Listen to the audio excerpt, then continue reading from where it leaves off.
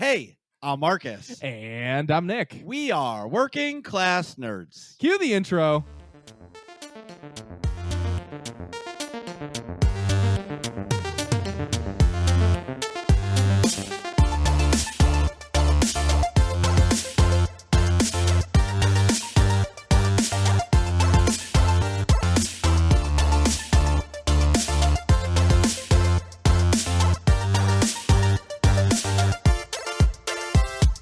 That's right. We are Working Class Nerds, the podcast that gives you no information about your favorite information. Today is Thursday, August 25th, 2022, and you can find this 164 podcast on Apple Podcasts, Buzzsprout, Google Podcasts, Stitcher, Spotify, and anywhere you can find a podcast in the galaxy far, far away. You can now listen to every single Working Class Nerds episode on the YouTubes, and you can also watch me terribly fail at video games Tuesdays, Saturdays, and Sundays at twitch.tv/MarcusB814. You can watch me play video games every single Monday night at twitch.tv/NickVern51. And you can find the both of us on the Twitter. I am at MarcusB814. And I'm at Nick Vern. That's NACKVR. And this week's episode, we've got the entire Free Ride Games stream team on here. They're the helpfulest, most welcoming stream team in all of the Destiny 2 community. And don't forget about the cat dance. So without further ado, the cat dance. Welcome to the show, everybody. And what have you been up to? Jump in, whomever. We're going around the horn.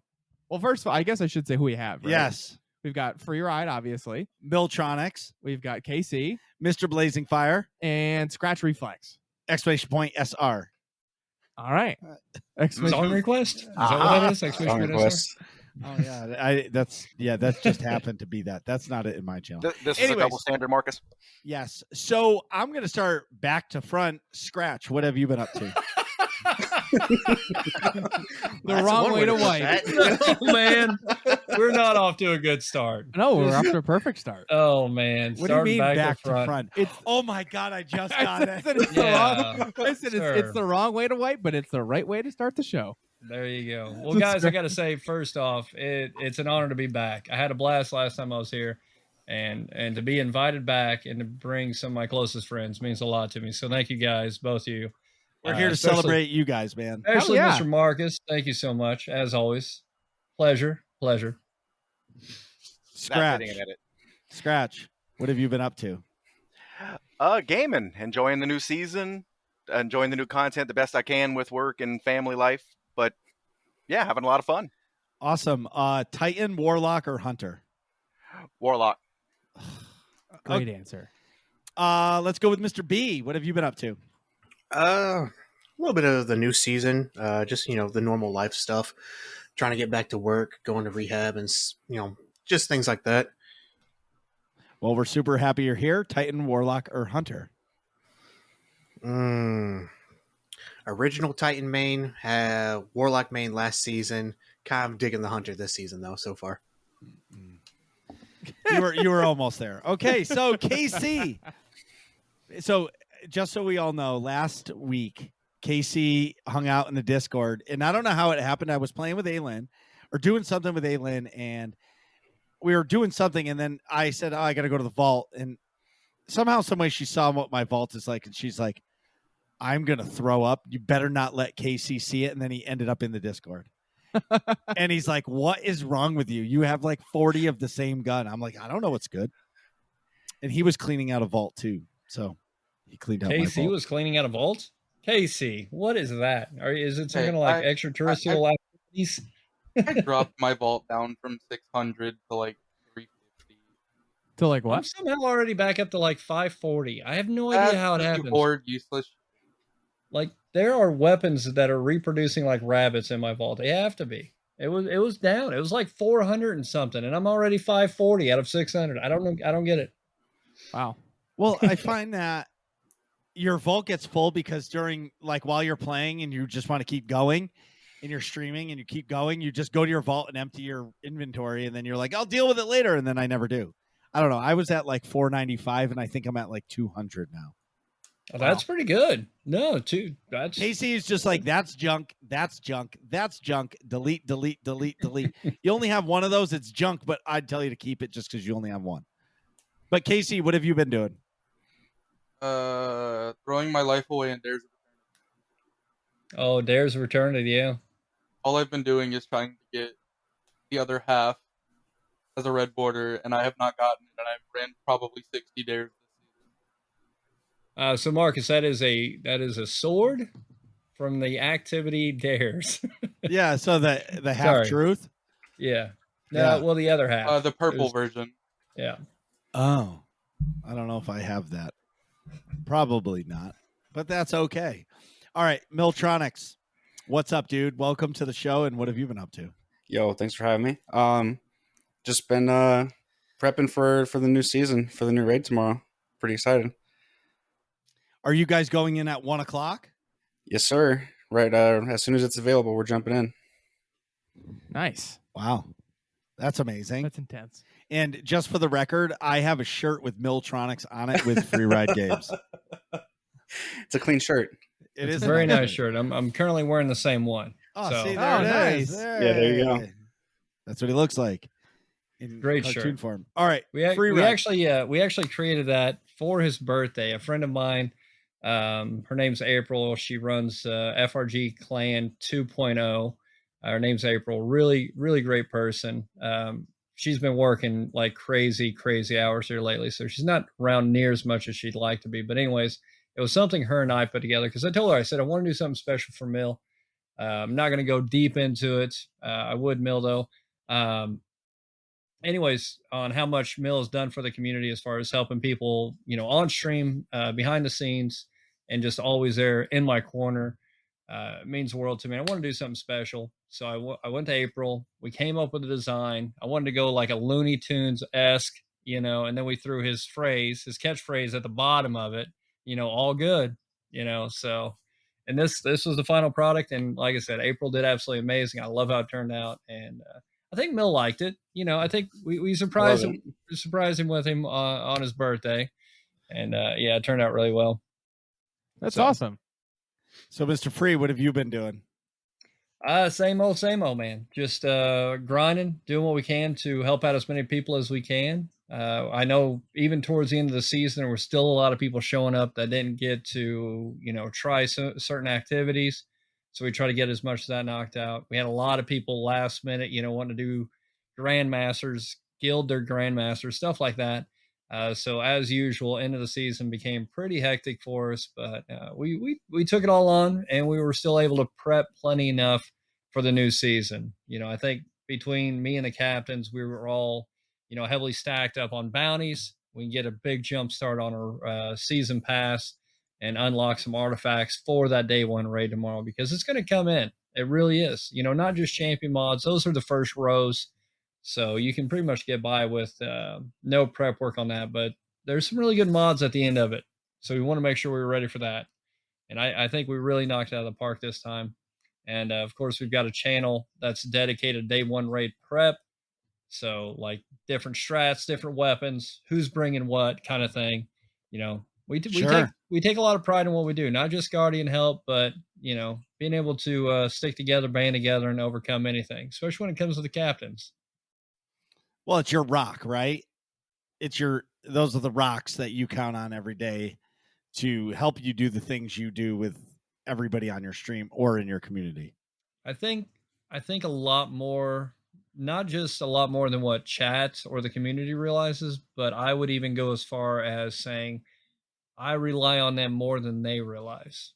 Does that make sense? It does. Like no matter what kind of day I'm having or how bad my run's going, or not to peel back the curtain too much, but more often than not, at least one person in this call right now, if I'm having a rough run, like if it's a bad raid, if it's a bad grandmaster, whatever the case may be, they said, "Hey man, you good?" They'll send a message in chat that just lets me know to check my DMs, and they're like, "Hey man, you're doing all right. Just breathe."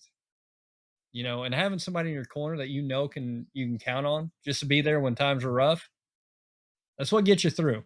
It's And huge. that's why these guys are here. All right, you too. That's how I feel about him. Tier. There you go. But it is, man. It gets me through a lot more than they'll ever realize, And I think the reason they're in this call is because they too treat this a lot more than just a gaming community. You know? I do. I So- definitely understand that part.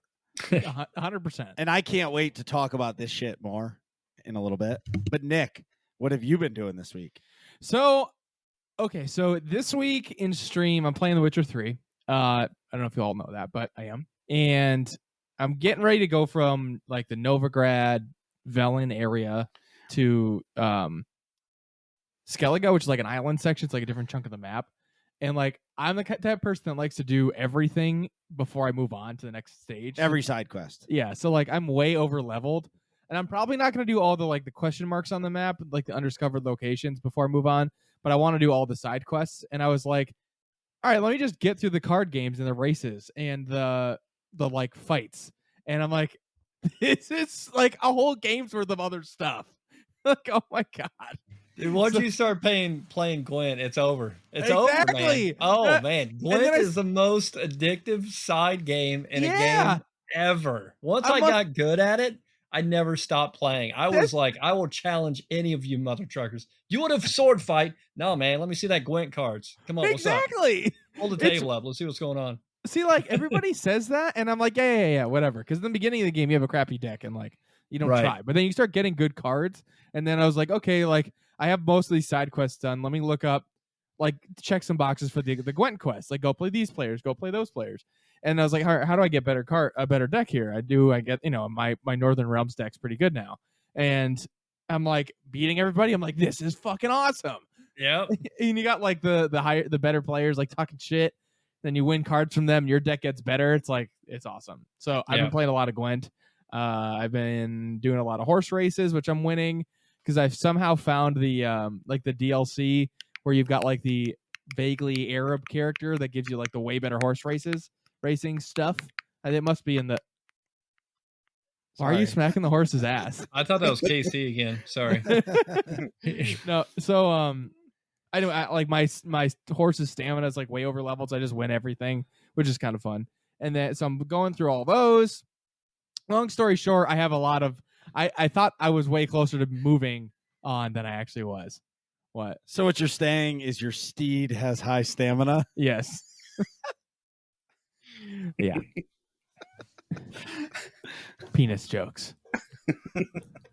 Anyways, wait. Speaking of penises, I watched House of the Dragon last night, I did too. which was awesome. It's the first time, like, so I'm not a Game of Thrones guy. I watched it. It was pretty good.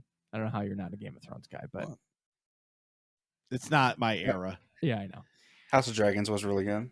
It was good. It got me like excited about that whole universe again.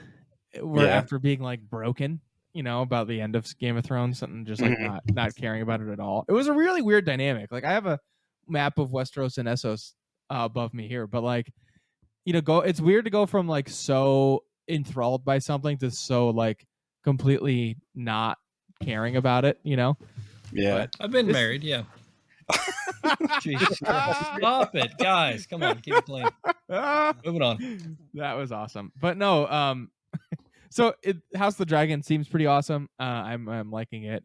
And I'm cautiously optimistic for the future, but I really enjoyed it. To a lesser extent, She-Hulk is actually pretty good. I expected nothing from that show, and I'm actually kind of enjoying that. Not nearly as much as like House of the Dragon, but that's like a pleasant surprise. It's not like great, but it's not bad. I haven't been turned back on to Marvel yet. There Yeah. hasn't been anything that I've watched in Marvel that has made me like dive back in yet. I know what you I'm mean. like waiting for that one show to Yeah. like WandaVision. That sucked me right in. You know what I mean? But like Loki was good too, but like post Endgame, Yeah. I'm just like mediocre on Marvel. Yeah, no, I know. You definitely have been like the whole time post Endgame. Yeah. Well, I think I'm I just like burnt out. It's like Mass Effect. Once I beat Mass Effect, like I love the series. I just haven't gone back because it's just like meh. I didn't play I played part of the new game and I was just like, it's the same thing. Yeah. Round 2. I mean, I think I liked Moon Knight. I was actually going to ask that, like, what your stance was on Moon Knight, because I was really engrossed with Moon Knight, not just being a Marvel movie, or a Marvel show, it stood out on its own. Like, Agreed. if you told me that it wasn't even part of the Marvel Cinematic Universe, I would have believed you because there Right. was no tie-in to other superheroes. It was one guy with, you know, what All he was this- battling. You know, it really stood out. It really stood out in my opinion. So Me too. I really enjoyed how they really keep everything ambiguous. You don't know Yeah. what the hell is actually happening. But I enjoyed Moon Knight a lot. Yeah, I think highlights for shows is probably WandaVision, Loki, and Moon Knight for me. But I thought Hawkeye was okay. But mostly because I want to get it back into like the Daredevil, like the Netflix's Daredevil areas. definitely excited for that. Yeah, me too. He's got the classic suit coming too. So I know, with the gold and everything. Yep. But I'm anywho. excited for that. If you're telling me Daredevil and Punisher's coming back, Punisher was by far one of my favorite shows. Mine too. I thought the actor that played, I can't remember his name, Something Menthol. Thal. Yeah, he's from something The Thal. Walking Dead. Yeah. Yeah. Anyway, if you haven't seen the episode he did with Hot Ones, holy smokes, man! Like he is so far from the Punisher character, it is mind blowing. He is. In interviews too, he's like very soft spoken. Oh, he's like, so soft, but he's such a teddy bear. But anyways, he took a bite. It was really spicy, and he goes, "Shit, you not." This man, the Punisher, goes, "Holy moly, guacamole, that's hot!" And I'm like, "What the fuck did I just what?" Because there's nothing he's played that was anything less than just this brute, this badass, Walking Dead Punisher. So he just has that like aura about him, and he does it so well. So to hear this dude say, "Holy moly, guacamole," I was done. I was just over it. I was like, "All right, man." Well, you got to think like even actors who are like, you know, playing characters like that, like big badass dudes. They're still actors to begin with, right? Well, of course. So they went to theater they had classes. to get the job at some point. Yeah, they went to theater school. Probably they're like the theater kids, but then some of the theater kids are bigger and more muscular, so they end up with those types of roles, you know. But it's funny. All right. Well, there is one that stands out when you discuss an actor that did acting school and things of that name. What was his name? He played as Machete. Oh, I know who you're talking about. That dude had no acting experience at all, and the only reason he got that job was they needed somebody that could tell somebody how it's like in prison. Right. And Danny Trejo. Yes, Danny Trejo. Yep. And that dude, woo, Lord, I wouldn't know. I'm good, man. He's a different breed. That's very true. Hell of an actor, though. Absolutely. So gotta give him that. Definitely. I think that's it for me. I just want to talk about some of the shows I've been watching and listen to a lot of content, analyzing that stuff, breaking it down. And then The Witcher 3, of course, getting into all the extra side stuff. Extra. But Marcus, how's it going? What have you been up to? So last week's, there was no podcast. I completely fucked up my audio. I was on this laptop and I couldn't get it to work. I wasn't listening to anybody try to coach me through it. I just shut down. I tried to get it to work for about an hour and 15 minutes, and then I just quit. I was like, fuck this. We'll reschedule the podcast. I was too fucking angry. Yeah. And I don't usually quit, but like I knew that even if I got it to work, the podcast would have been terrible. Yeah, when you're like raging at something for that long. Like I took my laptop and I like had it closed and I was like squeezing it and twisting it. And just you could hear it like starting to crack, and I was like, I'm either gonna break this thing or I'm just gonna put it down and walk away. Yeah. You know what I mean? Yeah. So fuck this laptop. Anyways, moving on. Stream has been absolutely amazing. I was so excited the other day from the Lightfall reveal that I watched at work. Note to self, don't run saws while watching a reveal. Probably not a good idea. Yeah, because you're not going to hear anything. Oh, no. I had my headphones on, but no, your fingers get really close to the blades. And I was not paying attention, and then I just stopped, and I was like, I can give this 45 fucking minutes. Anyways. Right. But stream has been amazing. I decided to give away a Lightfall pre-order, and I did because I was so thankful for everybody coming and hanging out. You know, it's so unbelievable that people come to the channel and hang out with me and watch me completely fail or win or just be a goofball, whatever it is, and then come to the Discord and hang out. So like, I'm so thankful. Why not give back? So that's what I did. And somebody in the stream that night said, "Do you do helps?" And I just started laughing, and I immediately shout out Free Ride and TomTom because that's who does the helps. And I just say, "Look, I'm just a community guy. You want to do something? I'm going to do it. We'll probably fail, but we're going to have a lot of laughs to get there." Right. So, but if you really want somebody to help you, you go to Free Ride or TomTom because they'll get you there. I'll just fail Yeah. miserably. It's like the blind leading the blind. Yeah, but it's fun. Yeah, so it's fun, but you might not win, and some people are okay with that, some aren't. Something really cool that I saw with Lightfall that I liked is they're bringing a new planet in Neptune, but it looks a lot like Cyberpunk. And Okay. I started playing the game in the season of the Splicer where there was something called the Expunge, and it was really like bright green and pink and purple neon. And I really, really dig that. And that's where I learned how to jump in the game. And I'll never forget in one of the expunges, there was this crazy jump corner. It took me literally 30 minutes to figure out how to jump and land on a platform because the jumping in this game is ridiculous. And You yeah, don't say. yeah, and it was bad. But I'm really I'm beyond excited and I'm beyond thankful. Then also too, this week I did my third Grandmaster ever, and it was someone, I don't know what it was called, but it was tough. Like the first two that I did, I don't want to. They weren't hard. I was being carried by two other people. I didn't die. Like I didn't stand out in the middle of the open and go, "Hey, sniper, shoot me." You know what I mean? Yeah. But I still killed stuff. But like if the other people killed like 80 enemies and the other one did 50, I did 30. You know what I mean? Yeah. Maybe 20. I'm overselling here. What am I doing? I'm overselling. Like 15 kills, okay? Yeah. But that's okay. I didn't mind. But what I'm saying is this week's GM was hard as fuck. Like, I understand when people say, "Oh, some of the GMs are really easy and some of them are hard." This one was hard for me because like there's this room, right, Nick? And there's two tanks in the back. And then there's a shit ton of enemies that can surround you. And that if you come out of this, like, I'm going to call it like a 2x4, 2 foot by 4 foot tall barricade, and you peek out just a little bit, it's like they're waiting with their scope to shoot you in the dome. Yeah. You know what I mean? Yep. And Headshot. yeah, exactly. Slayer. Right. But anyway, Multi-kill. and believe it or not, I was with Free Ride and Aylin. I want to play Halo again. Yeah. And they probably still haven't updated it. Yeah. Anyways, that's why I got to play Destiny because they update it all the time. Anyways, moving on. My point is we lost on the boss battle a few times, and it made me feel like, okay, this shit is hard because it's, how do I say it? It's good to know that you can beat it, and you need to know that it's hard.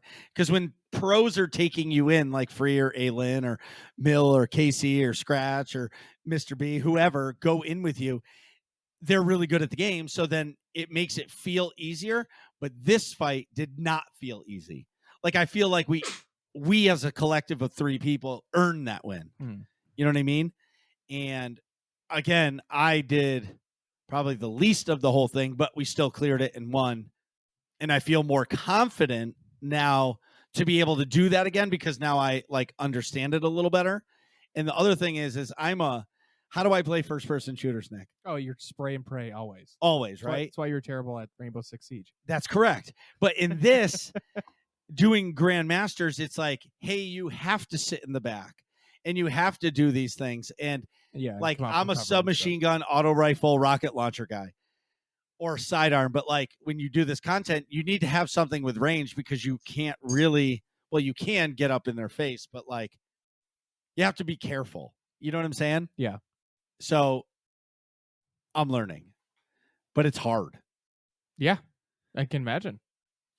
Not for these guys. These guys are pros. It's hard for me, Well, I should say. The biggest thing you have to remember, I find, is you got to shoot the bad man. I do shoot the bad man, but the bad man usually kills me. But I laugh really, really hard about it. That's the running joke of in paintball. It's like, all right, what do we want to do this play? I'm just like, shoot the bad man.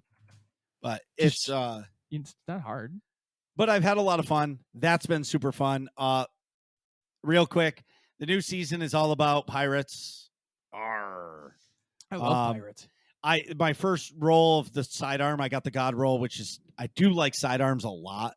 I think people undersell how good a sidearm is, and these pros are probably going to say you don't ever use a sidearm, use a hand cannon or whatever.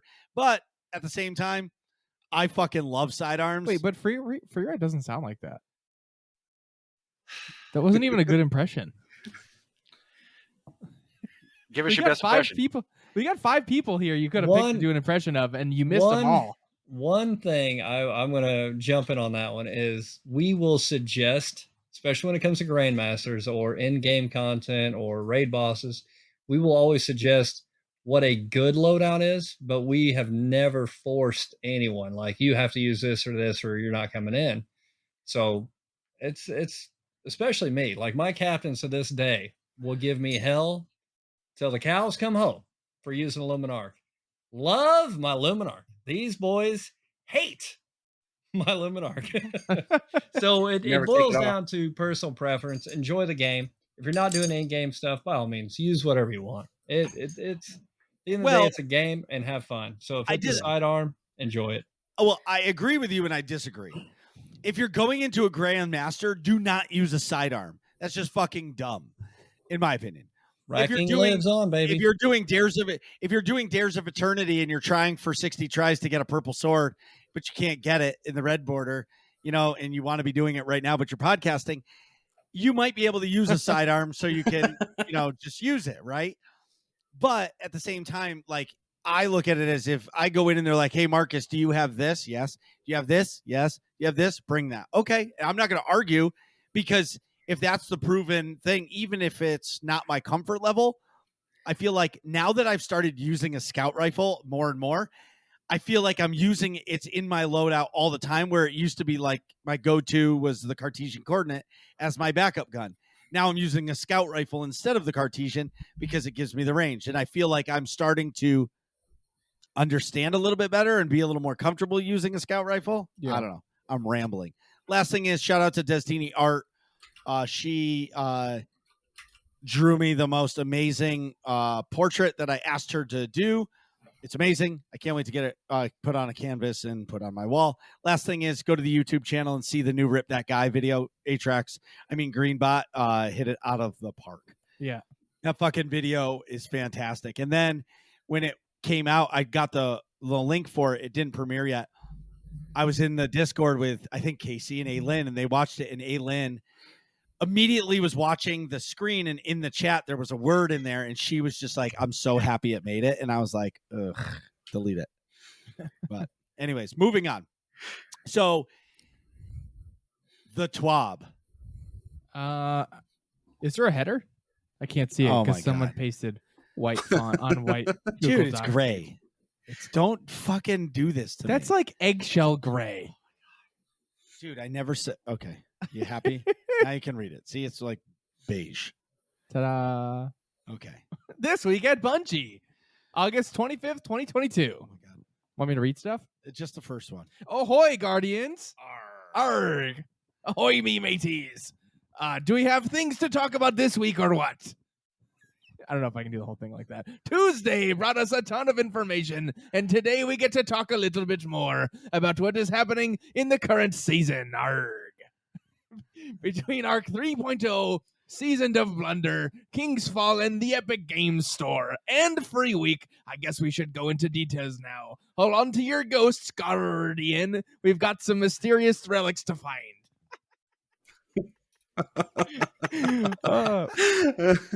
I'm proud of myself. I didn't even pre-read that. That was good. That was pretty good. Yeah, you did a really good job. So basically, in this week's TWAB, they were talking about Arc 3.0. Season of Plunder. The Season of the Plunder. Basically, it's pirate themed. You get to see Spider, Mithrax, Drifter, Edo.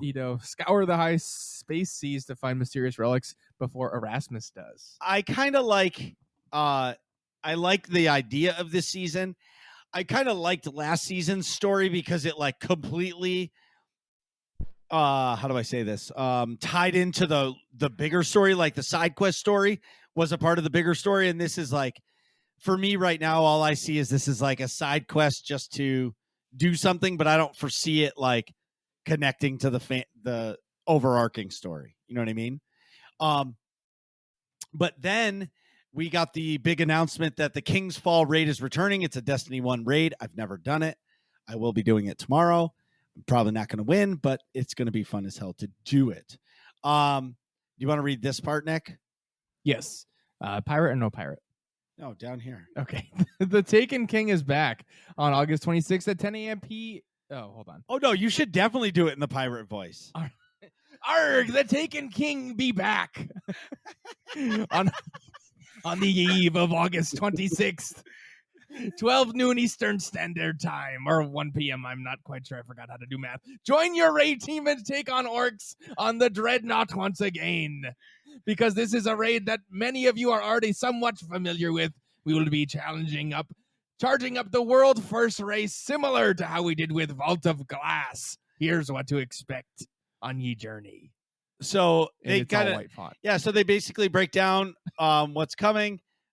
It's going to be exciting. Miltronics, I know you're the leader of this team. No, I'm not. Not me. Yes, you are. That's what I heard. You're the man. So what's the plan? Who's the raid team? Tell us, Mel. We got to know who is going in on day one free ride games. Let's go. So it's gonna be free. It's gonna be me. We got Sleeplies, Hypes as we call them, Large Blocker, Crota, and Barkin. Well, that sounds like a professional team. I know. Has everybody done it? Everyone but me, I'm pretty sure. Well, you're going in green. Yep. I did not do this raid in Destiny 1. Are you guys sure you want to take them? That's what I said.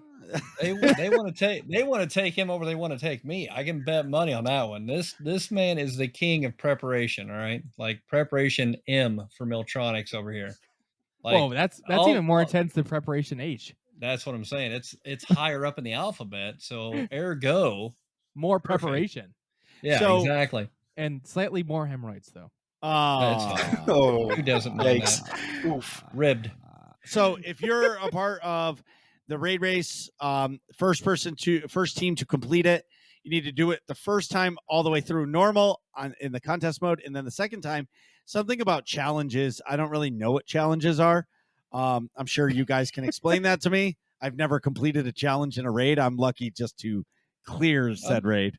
I'm Aren't those pretty like sure we have. Didn't you do? Didn't we take him through Vault of Glass for the No, Time Lost No. Fatebringer? nope. Yeah, Master Templar. I've done. I have the Time Lost Fatebringer, yes, but Tom helped me with that. Then you I got haven't the done challenge. it. If Oh, you that is? if you have a Time Lost Fatebringer, then you've done a challenge in a raid.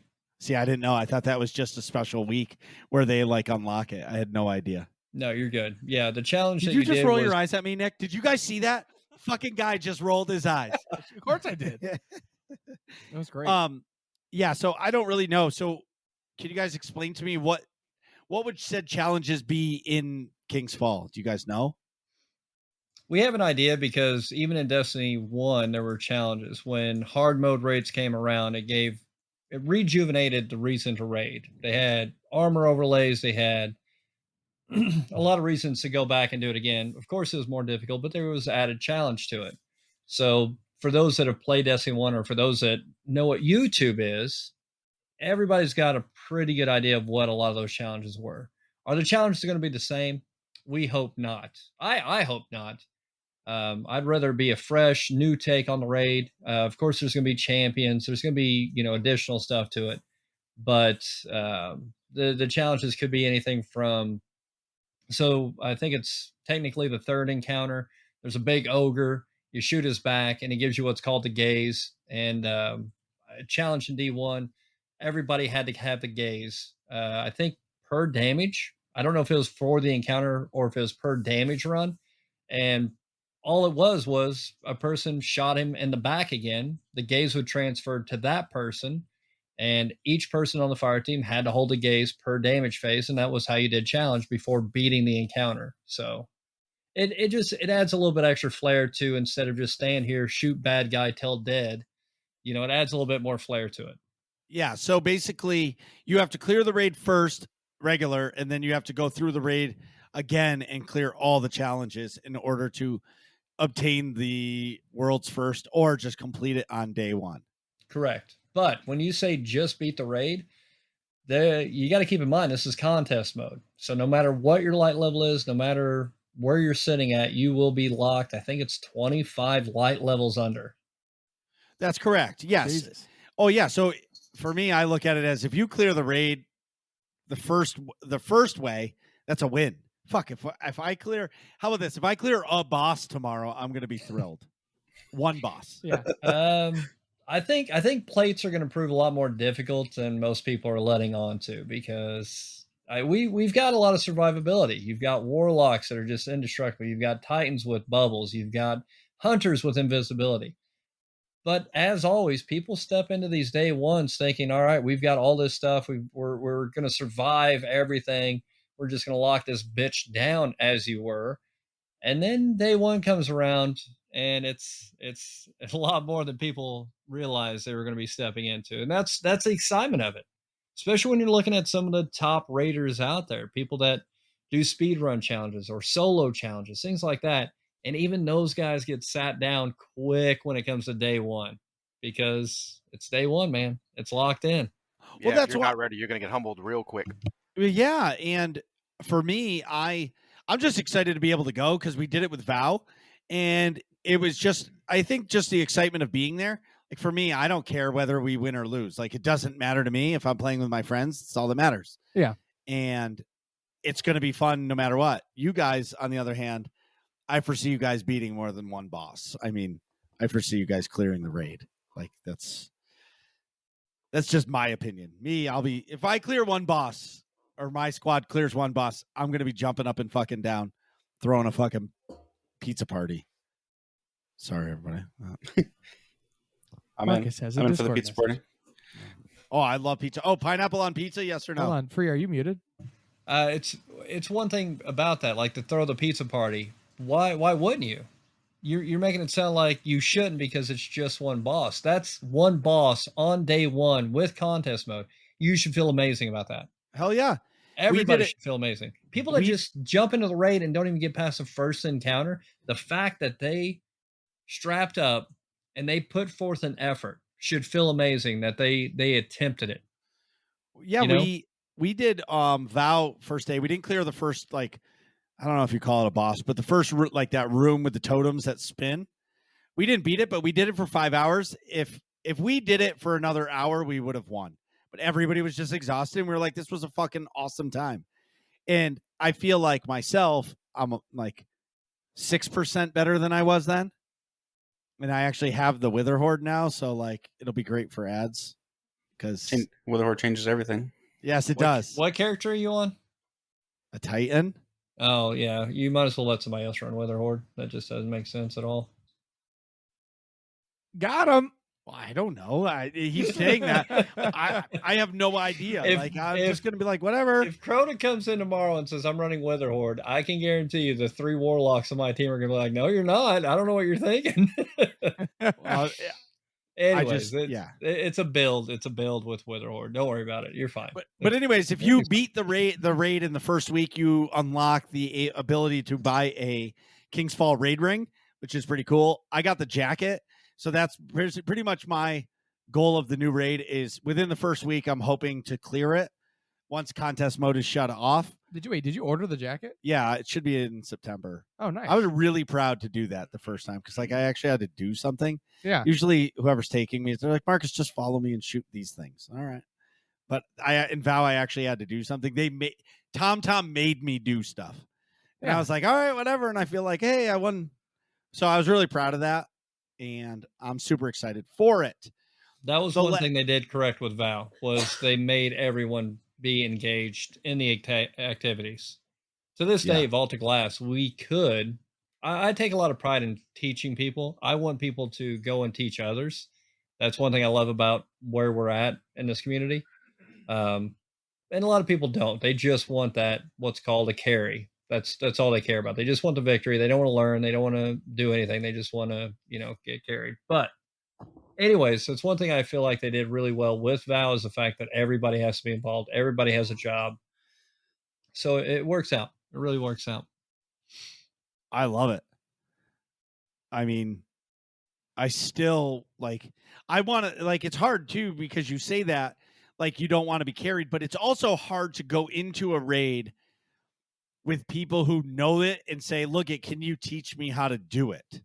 Because then like I feel for me, and this is my own feeling, like, okay, we just wiped because I fucked up the mechanic. And like, I feel like in this community, I don't want to upset people because they're like, this is fucking easy. Like, Marcus, you just have to do this and I fuck it up.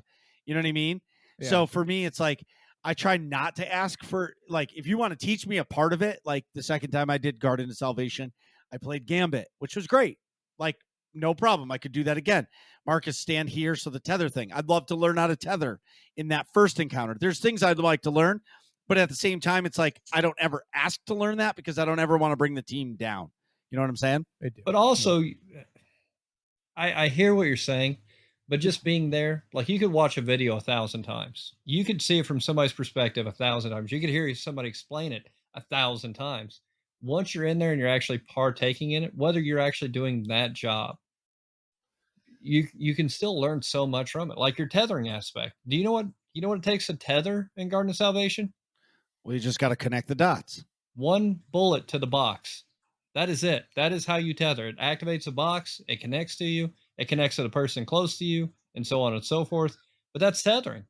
You know, by being part of it, you watch somebody. You're like, oh shit, he just shot the box. It turned on. It tethered him, and now I understand the mechanic. So just by saying, hey, can I jump in on this raid? You can learn so much. Yeah. I don't even know now. I kind of lost what I was going to say because I'm just excited. Fuck. Well, all right. I want to ask each one of you, what's your favorite raid in Destiny 2? I'll start with you, Scratch.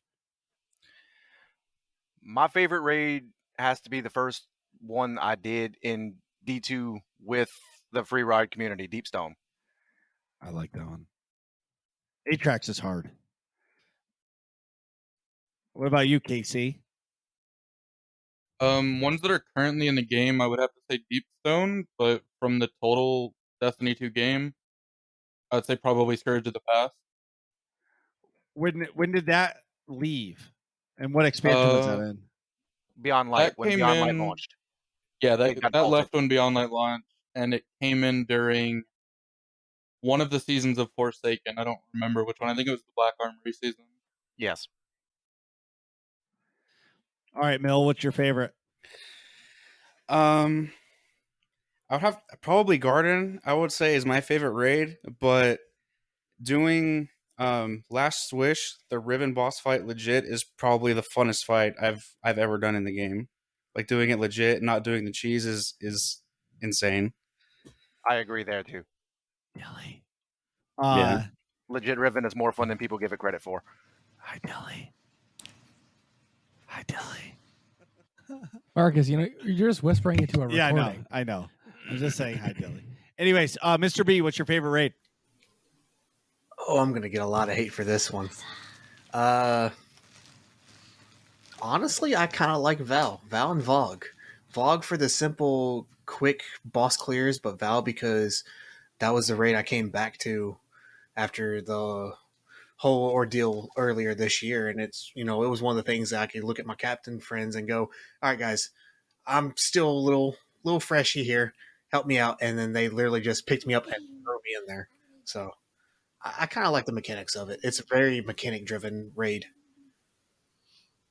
For sure. All right, Free, what's your favorite raid? Gotta go with Guard. Aesthetically, it's the best. So many different type of puzzles. A lot of people, every time I ask somebody what they don't like about Garden, it's always the same answer. I joined up with a group going after Divinity, and I was at the boss for 8 hours, or we tried it for 12 hours, and I just hate this raid because I had a bad experience. But every person that I've ever taken through that raid, whether it was for Divinity or just for a clear or just to teach a raid, they all enjoy it. When you have somebody, the real Gambit, all right. Anyways, if you have somebody that properly knows how to teach that raid, it's one of my favorites. It is without a doubt one of my favorite raids. It's beautiful. The mechanics are easy to understand once you got a good grasp on how tethering works, distance, and the chaos that can happen during that raid. It's not one of those stand here, shoot stuff kind of things. So, and the portal chest, you got to get the portal chest with the six not even mini right. hydra, Nope. 6 mini hydras. It's not even right. That Nope. spawns a large hydra. It's In a square room. in the square room. Yeah, one's in each corner. There's 6 total somehow. That sucked. I was in there and they're like, "Oh, Marcus, just you got to jump through the portal all the way in the back and kill the Hydra." I'm like, "All right." I jumped through the portal in and Vex Milk dead. I was like, "Guys, I died." They're like, "Yeah, you did." And they're like, "I'm like, you fuck." It's all about the sales pitch, man. You got to spend at least 3 to 5 minutes getting weapons. Ask your teammates if they got supers or not. You But know, you got to tell them about the square room that has 6 hydras, 1 in each corner, because that's when you find out if people are paying attention. Because there's only 4 corners in a square room, and you tell them there's 6 hydras. It should raise a question, but it never does. It never does. Nobody. No, read. because they're listening to whatever you say. They're like, okay. Yep. Oh man, so good though. I was in that run and I had to mute my mic so I didn't laugh. Yep, a lot of people do. Oh man, it's so good though, and it's a rite of passage. And you did great. You really did, Marcus. I got to say, for being your first time in that raid, you did absolutely phenomenal. I'm still honored to this day that you trusted me to get you through that, and I hope you had fun. I really did. Yeah. Are you talking? Are you talking shit? We need Febreze. I said, "Did you guys smell the bullshit?" Like, oh my god. Okay. Man. Anyways, so all I'm gonna say is it is awesome to raid. Like, it is awesome. It's a cool experience. Like, I come from the hardest difficulty of raiding in Star Wars: The Old Republic, so it's a complete different type of hard. You know what I mean? Different flavor of hard. Yeah. But it still is punishing, and I think it's pretty cool when you get to clear something for the first time or the second time. But it always amazes me to do a raid and then you watch somebody else do it for the first time, and you're like, "Well, I didn't die there." And how can you not figure that out? Marcus, stand here. Okay. Shoot that thing. Okay. Shoot the thing. And people just don't get it. So some do, some don't. But it seems like I'm the only one that falls through jump through the portal in the chest. Anyways. You think, whoa. You think you're the only one that has fell for that? No, but it makes me feel oh my better about God, myself. man. No. No, that has been a thing since that raid came out. We've gotten several. Luckily, nobody's ever left. You know what I mean? They know it's all in good fun. So there's a lot of people in our chat to this day that still bring it up that we got them there. You know, they watched one of their friends fall for it with us, stuff like that. So it's amazing. Rite of passage. Something else that did get announced, Destiny 2 is now on the Epic Games Store. I think that's pretty cool because that just means more people. Yeah. More people, more gamers, more people to play with. Something that they did announce in the collaboration in the, I don't even know, the showcase, the collaboration with Fortnite. Now you can get Destiny skins in Fortnite and Fall Guys. Pretty cool, I guess. Whatever. But the one thing that I heard out of that showcase that honestly, 2 things. So something I just learned about on Sunday, that you can do loadouts in the game. So I never knew that. Like, I always had to like just pick my gear and put it on. Like, I didn't know I could save loadouts and like click a button and magically I have my loadout. Even I knew that. I didn't know.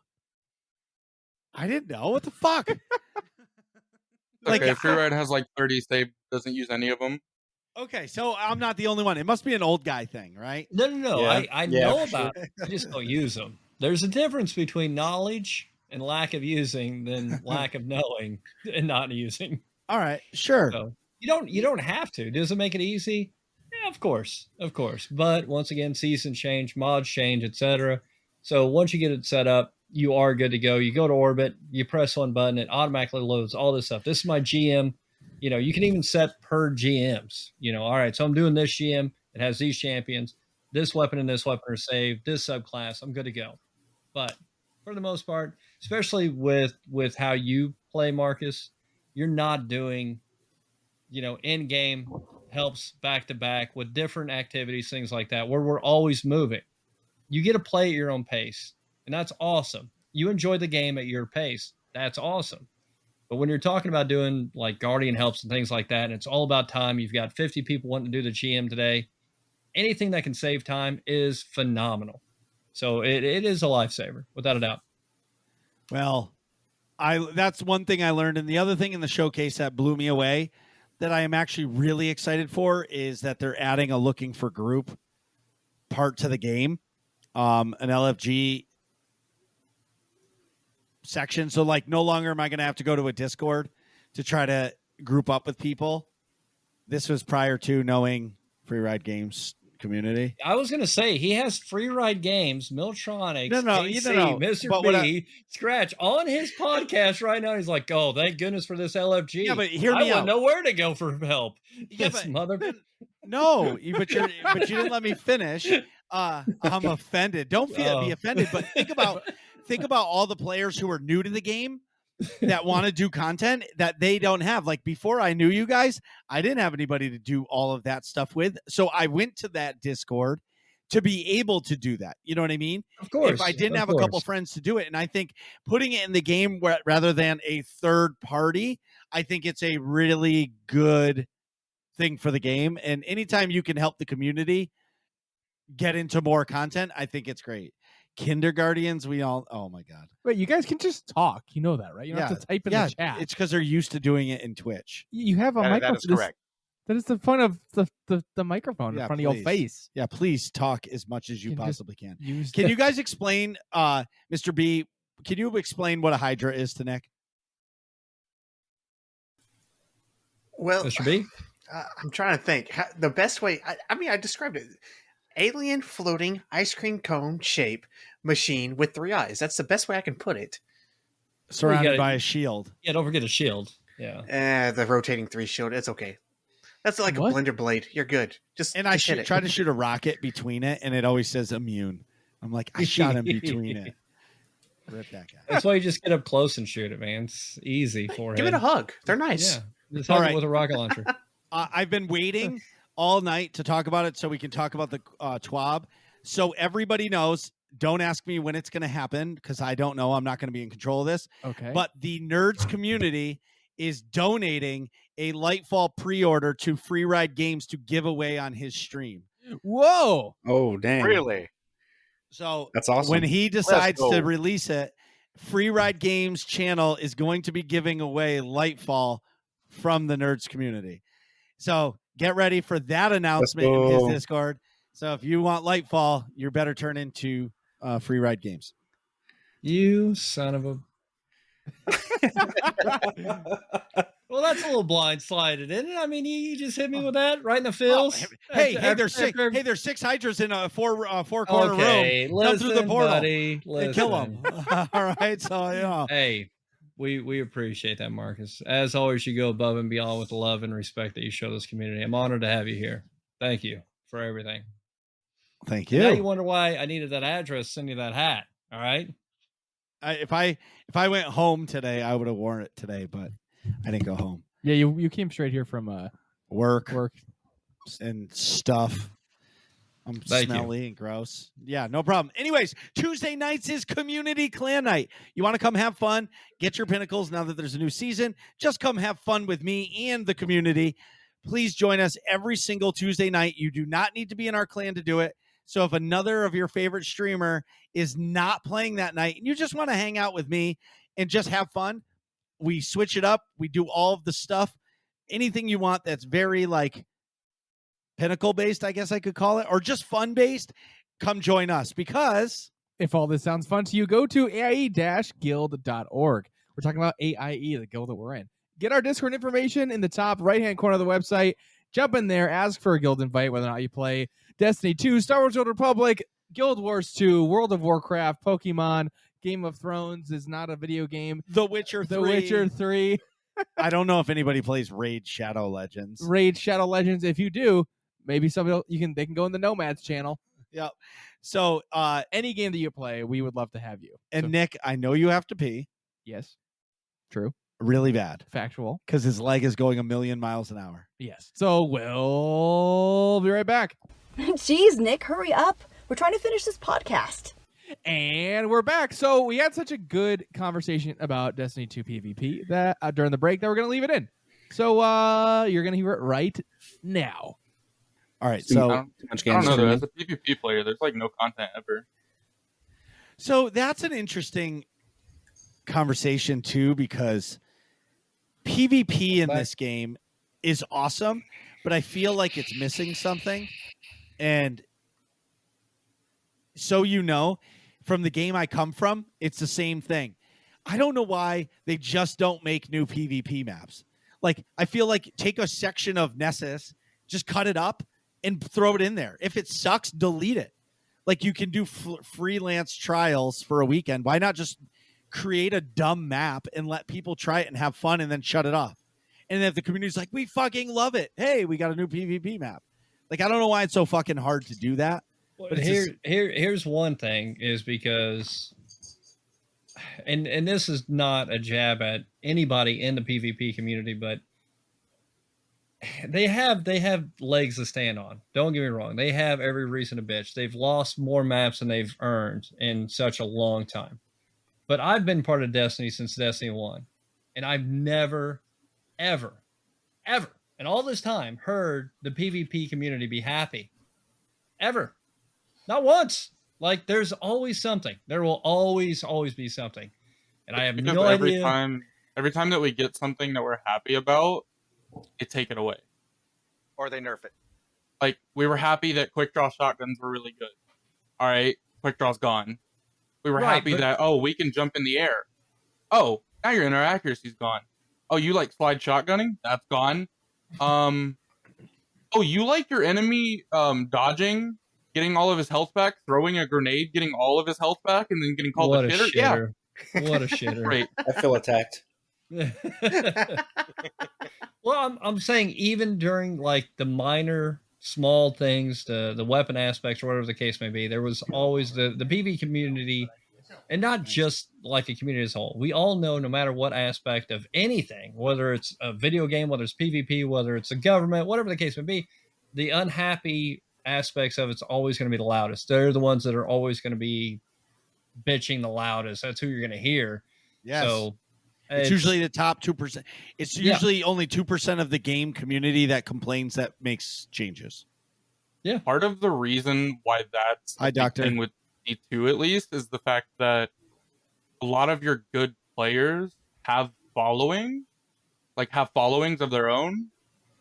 And so they're putting out that knowledge out there because I hate to say it, but I'm not really, as like if I was a game developer, I'm not going to take advice from like a 0.6 who plays maybe an hour a day. I'm looking at that like 1.5 to like 2.5 KD player that plays 10 hours a day, maybe 5 of those hours of Crucible. That's the person I'm looking to be happy with, not the one who plays 2 hours a day and 2 of those hours are spent in Vanguard Strike. That's why I think there should be different queues. So I like how I'll use Rainbow Six Siege as an example. Rainbow Six Siege, you can queue in regular, play all you want, fine. Then when you earn your way, you can. Thank you. All right, perfect. Thanks. Nick just made me a water. But what I like about Rainbow Six Siege is once you're good enough and you feel it, you can go into ranked, and that's all you do. And you don't it's known that you don't go into ranked unless you're ready for it. You know what I mean? That's another thing with the Destiny 2 PvP community. They have that. They have per se a ranked. I'm not even sure what it's called. Glory. What we don't really. Glory that's hole. The problem. Our Destiny 2's rank is. I've played a lot of competitive shooters, and Destiny 2's rank has to be the worst competitive system I have ever played. There is nothing keeping a shit player from getting to the top rank. But if you go to a game like Valorant and you go to their top rank, it is only going to be quote unquote pro players. Yeah, but you can have a 0.6 sitting at max rank in Destiny. But we have comp, and your top players don't play comp. They play quick play. Because that's the thing though. Top players don't even play the playlist in general. Top players sit in private matches all the time. That's the thing. Well, because they want to play against other top players in an environment where they're not going to be using super overpowered shit that is annoying. Yeah, they set rule sets and certain maps, restrictions.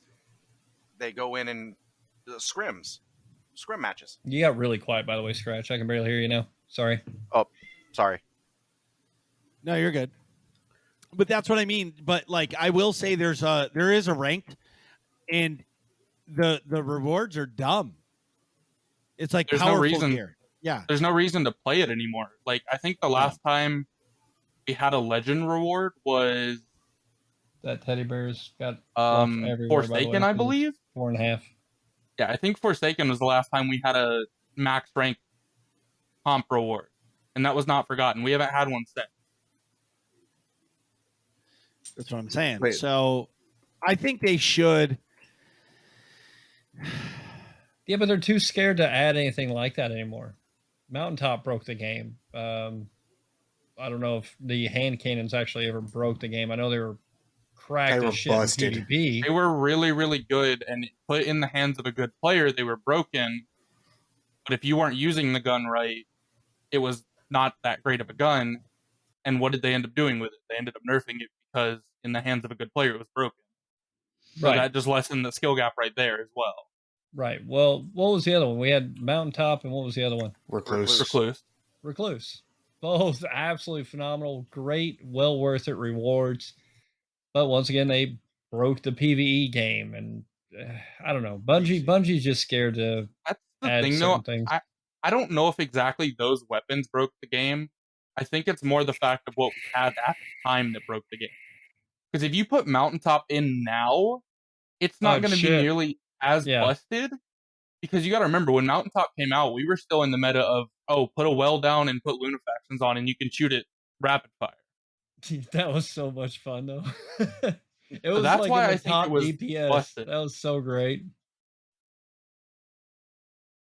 But yeah, I hear what you're saying. And Recluse, I mean, right now it's just fancy Feeding Frenzy, and what was the other? Was it Feeding Frenzy? Basically just a buff Rampage or buff Harmony. I just feel like in PvP, like I look at shit as who cares if it's busted? Just let them play. It's PvP. That's the point. You find the best gun that's doing the job, and you let them run. But you've got the strongly prideful of the PvP meta too. Oh, I can't believe he's using that. It's such a shitter weapon. It's such a piece of shit to use that weapon. Do you have it? Yeah, but I'm not going to use it. Well, why not? Well, that's because that's beneath me to use. But then they bitch about the person that's using it when they have access to use the same damn thing. Okay, so many things. All right, so I'm just going to tell you. So when I first started playing, I did Deepstone Crypt, and there's a gun. Fuck. It shoots like 9 missiles at the same time. As Morrow? Yes. So I got it the second time doing the raid. And immediately I was like, all right, this is going to be fucking awesome. So I did a Gambit match, and all 4 people were at the Primeval, and I invaded and I shot them all. I got messages that I should jump off a cliff and die for using that gun. I was like, my response with suck less. The game gave me this gun. I'm going to use it. Right. Like, I don't care what you think. If the game gives me a gun to use and they're allowed to use, like, if you're giving me a gun, I'm going to use it. Right. You know what I mean? Like, I don't care what you think. You think, I can't win unless I use it. Maybe I can't, but guess what? I just won because I killed all 4 of you with 1 rocket shot. You know what I mean? I've never actually used like the 1K, but yeah, I don't know. I feel like, but at the same time, then you get into like skill-based matchmaking, which I come from Call of Duty, and I think skill-based matchmaking is great. But the Destiny community, the good players don't want it because their queue times and everything is going to come up and it's going to suck for them. Do you think it's more queue times, or do you think it's the fact that they're actually going to take on good players and they won't be able to just shit on people that just bought the game? Somebody said it to me, and I can't remember who, and I'm sorry, whoever's listening, because I'm going to quote you. Why are you saying that as if well, because they're going to be listening to the podcast because I can't remember. The break still. but we're gonna use all this. What I'm the? not cutting This this. ain't a break then. What the Yeah. hell? Yeah. Oh, I just pissed off the entire PvP community. Thanks a lot, Nah, Paul. it's content. No. But what I'm I'm saying is, sitting here going like, why are you talking right now? Let's go back to from break. but what I mean is, somebody said that like they like to get into PvP and chill sometimes. They don't want to have to sweat all the time. That But was me. if it's skill based, that means every time they queue PvP, they're gonna have to like try their hardest ever, and it's never gonna be chill for them. Yeah, that was And- I that was agree with me the that. other night. Oh yeah, see, it was. Look at that. I personally don't want to go into a quote unquote casual playlist and have to put on my best weapon, stuff that I'm not really a big fan of using, to even have a close match. I want to use fun stuff. And if I have to put on what I don't want to use, I'm just not going to play the game. And then also, it limits me from playing with my friends who don't play PvP 24/7. Yeah.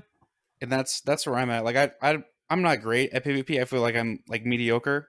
Like I do okay, but like I can't just go into a casual playlist and just sit there and like Casey said, I can't sit there and queue with him just because he's that much better. Everyone else that's going to queue into that lobby now, like I'm just going to go in and get rolled the entire time. Where I feel like that's where it turns back into they need to come and find out like an actual like ranked playlist, because that's what really drew me away from playing Apex when all the skill-based matchmaking was in the casual playlist, when they legit have a ranked game mode.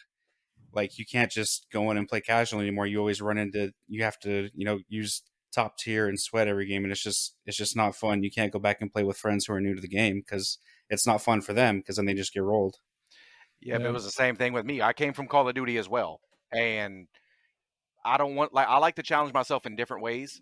I like to go in with non-meta weapons, things you don't really see all the time, and see if I can do well with it. And you can't do that in a skill-based playlist.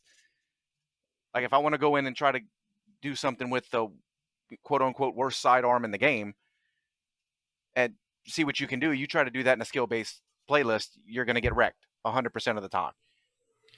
Well, even Halo did that though too. Even Halo 3 back in the day. It was also the Bungie game. So I don't understand why they can't use something of that sense where you had the rank system of Halo 3 where it was a number of 1 through 50. Do something like that with the Destiny 2 PvP. 1,000 to 5,500 or something. Make it a Sure. number that you target for, and then you match people within that ranking every time. They Yeah, need to, at this point, make it a lot different. I say, in my opinion, one of the better ranking systems out there right now is Valorant's ranking system, and it's heavily enforced on playing with people around your skill. So, for example, if you are the middle rank, which is, I think, Platinum in Valorant, you're not going to be able to queue with someone who is 2 ranks above you, because you shouldn't be playing in those lobbies. Right. So, for example, like if Destiny was to do it and they kept their regular 5,500 system, if you're at like 1,000 points, there's no reason you should be queuing with somebody at 5,500. Oh, and I completely agree. That's just not how it should be. And If- that's why if I they're brought up wanting an Halo actual 3. rank system. Nick, in Siege, I keep going back to that because I remember playing it, and The then rank system and stuff. yeah, what you had to get to a certain level in order to be able to queue ranked, right? Yeah. Get it at 25. Okay. I think so. Something like that.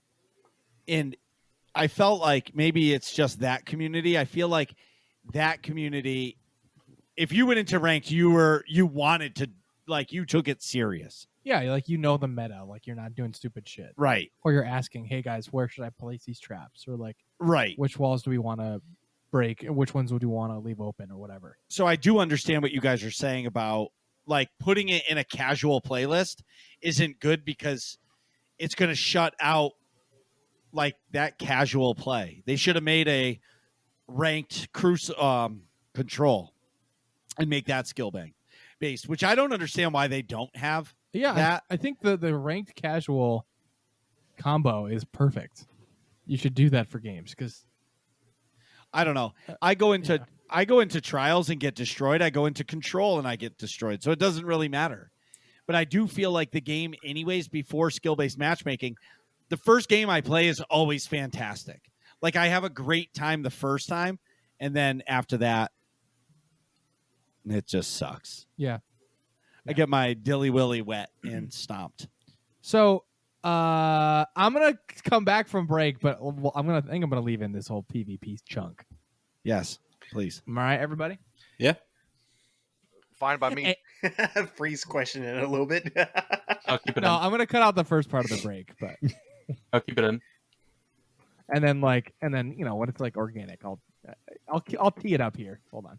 And we're back. So today we're talking with the Free Ride Gaming stream team. The whole crew is here. That's right. We've got Free Ride, we've got Miltronics, we've got Scratch Reflex, we've got Mr. Blazing, and we've got the one and only Casey.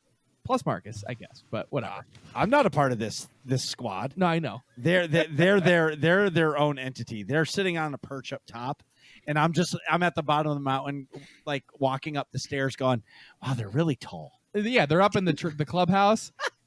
They're up in the treehouse, and it says Free Ride Games Club, and Yes. it says no Marcus is allowed. No, I'm allowed. I'm just climbing the stairs slowly. I'm fat. But anyways, moving on. The first thing, I just can't believe. Did you guys hear the news that Free Ride Games is going to be giving away Lightfall? I can't wait for that announcement. Oh, The just Lightfall wait. giveaway. Just wait until his Discord and the community hear that he's giving away Lightfall. Oh, he's gonna Okay, be but here- tagged all the time. Here's the hashtag. FRG Lightfall. Hashtag FRG Lightfall. Oh, that should be There it the is. raffle, not like exclamation point waffle. Yeah. Exclamation point FRG Lightfall. Yep. Oh, I like it. It's a lot of typing, but yeah. Sounds good to me. You got to make it. You got to make them work for it. They're winning an expansion. Who doesn't want I think a it'll W? be. I think to actually enter the raffle, I think it'll just be exclamation point Marcus, and then how No. many tickets you want to get in. So exclamation point Marcus 1, exclamation point Marcus 2, up to like 100 tickets. No. So no. this way, it's just spamming Marcus numerous times in my Or- chat I, because I that what doesn't if- do fucking anything. hate it. I mean, No. instead of like a number at the end, how about it's just however many times you can, spam exclamation point Marcus. They Oh, just every enter that time many you times. type exclamation point Yeah. Marcus, you're entered. Yeah. I love it. Oh, And then he gets Marcus, pinged you're gonna every be there time. for that, Wait, right? wait. Can we just do exclamation point nerds community or something like that? I like 'Cause Marcus this is- better. It has a What better happened to ring Marcus? it. No, it's Yeah. gotta be No, Marcus. it doesn't. My name doesn't need to be involved in it. No, because then if it's Nerds Community, This I gotta fucking get plan. involved. This fucking Oh, plan see. backfired on And me. I like this plan You didn't backfired on come me. at free ride unprepared, did you? Like you didn't think this was gonna happen? Come You on. weren't just spraying and praying, shooting from the hip, were you? Yeah. Well, yeah, but I didn't expect. I thought we would already have been into the first question. It's like free So shooting. this job- Yep. We got you. Don't worry. All right, I want to know how did the stream team start, and where did it come from? Where did it come from? Where did it go? Where did it come from, Cotton Eye Joe? I think Oh, that's I gonna hope be a you're no not directing that question to honestly. me. I'll be 100% honest with you. Before we were partner, I had a few people that actually reached out about creating a stream team because I've always been friends with other streamers. There's one thing that I take a lot of pride in that a lot of communities really shun. Like they don't just not like it. They will ban you if you talk about streaming. That is instant self promo. They are not having it. They are so scared of losing every viewer they have because somebody mentioned that they stream.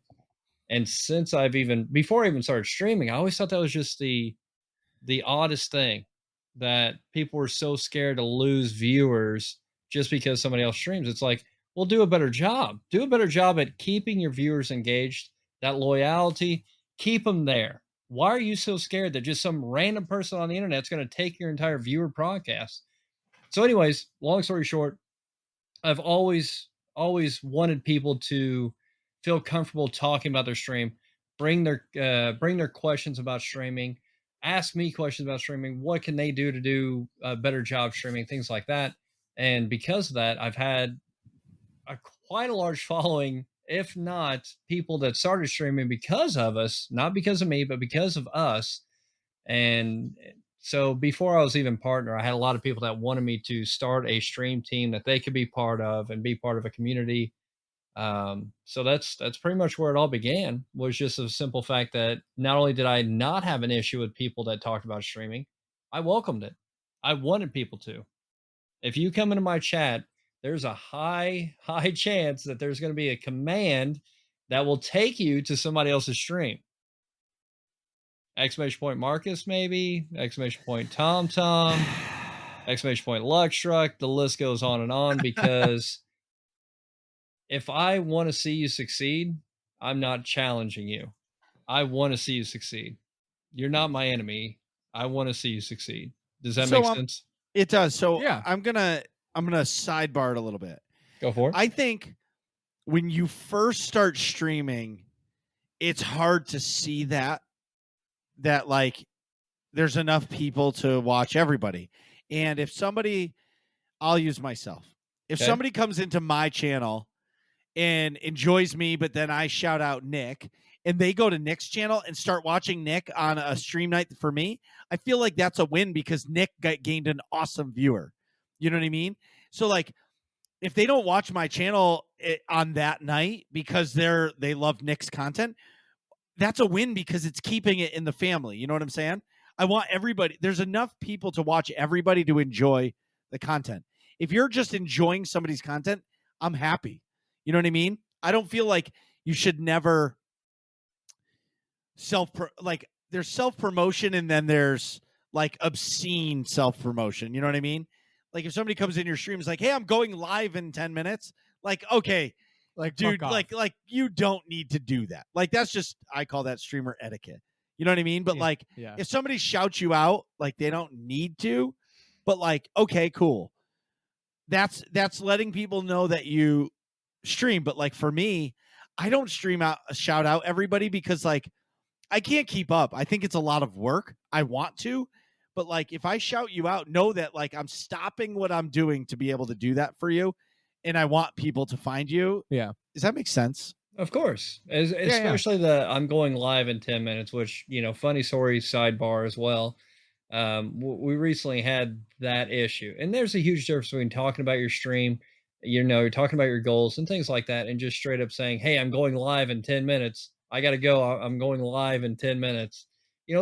That's of course, that's reaching. I'm not worried about you stealing my viewers because you said, hey, I'm going live in 10 minutes. Right. It's just but like anyways, kind of weird. was it's like scummy to say though, Right. The funny part was though, he was like, all right, well, I can't stay too long. I'm starting my stream in 30 minutes. I was like, all right, cool. Can we get a command? I'm going to be still streaming in 30 minutes. And we just made a running gag about it the rest of the stream. Like Sausage was like, hey, I'm going to be taking a shit in 30 minutes. Just wanted you guys to know. And it was a running joke the rest of the stream, which the guy learned. He apologized, and he's still in the community. He's still hanging out and stuff like that. Yeah.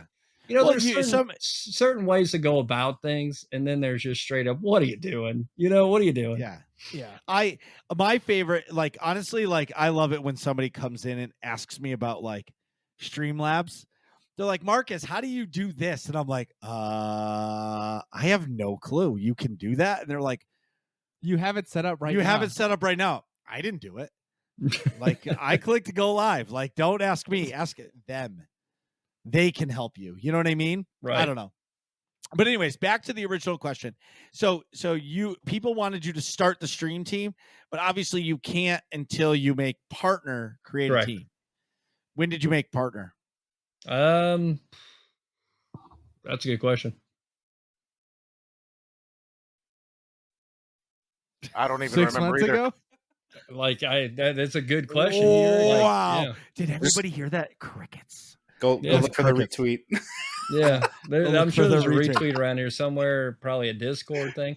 The funniest thing, Casey, was it you? I can't remember if it was you. I think it was high. 11 to 21. But that's when almost a year ago. That's when we That got was the partner. day you hit partner. Yep. Oh, there you go. So there you go. But anyways, Casey was going through. I think it was Casey and somebody else. They were cleaning up our Discord, and they found a pinned message in Discord from quite some time back. But anyways, it said, we're going to do a giveaway when we hit like 50 followers or 100 followers, and it was still pinned in that channel. So it was just, there it is. Well, that's Yeah, cool. he just posted it. At 100 followers, one random follower will be drawn for a giveaway, and it was pinned, and it was one of those moments like, holy crap! Look where we were at. Look where we're at now. Look at what we've done. Everything we've accomplished. We'll have people that have not been by the channel in a while, stuff like that, and they'll see the Guardians help, and they're like, free ride. I remember when that said 2,000 Guardians helped, and they'll say stuff like that, and it just, I don't know. Those are the moments that really hit what we've created here. Sorry to get sidetracked, but yeah. No worries. As far as remembering when Partnered was, even at that time, pushing for Partner, it was something that the community was really rallied behind. I knew it wasn't going to change anything, and it didn't. It's a check mark. You could say, yeah, I've earned this. I've worked hard for this, but it didn't change anything. We're still who we are. We're still that community that you can go to, for free help, for a completely understanding community that doesn't judge you on your lack of knowledge or what questions you have. You, Casey. Wait, Casey, what did you say? Could you say that? He has the biggest ego I've ever seen. Oh, okay. Got him. I give every drop of credit I have to everything we have to everyone else because I don't want it. Stop it. Puts on the scene behind the scenes. We're work really hard. Yeah, you guys. Yeah, we have enough money to pay rent. All right, whatever. Here we go. There we go. I'm gonna ask the crew here. This question's for you guys.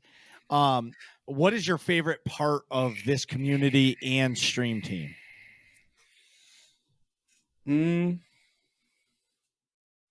Making people feel at home.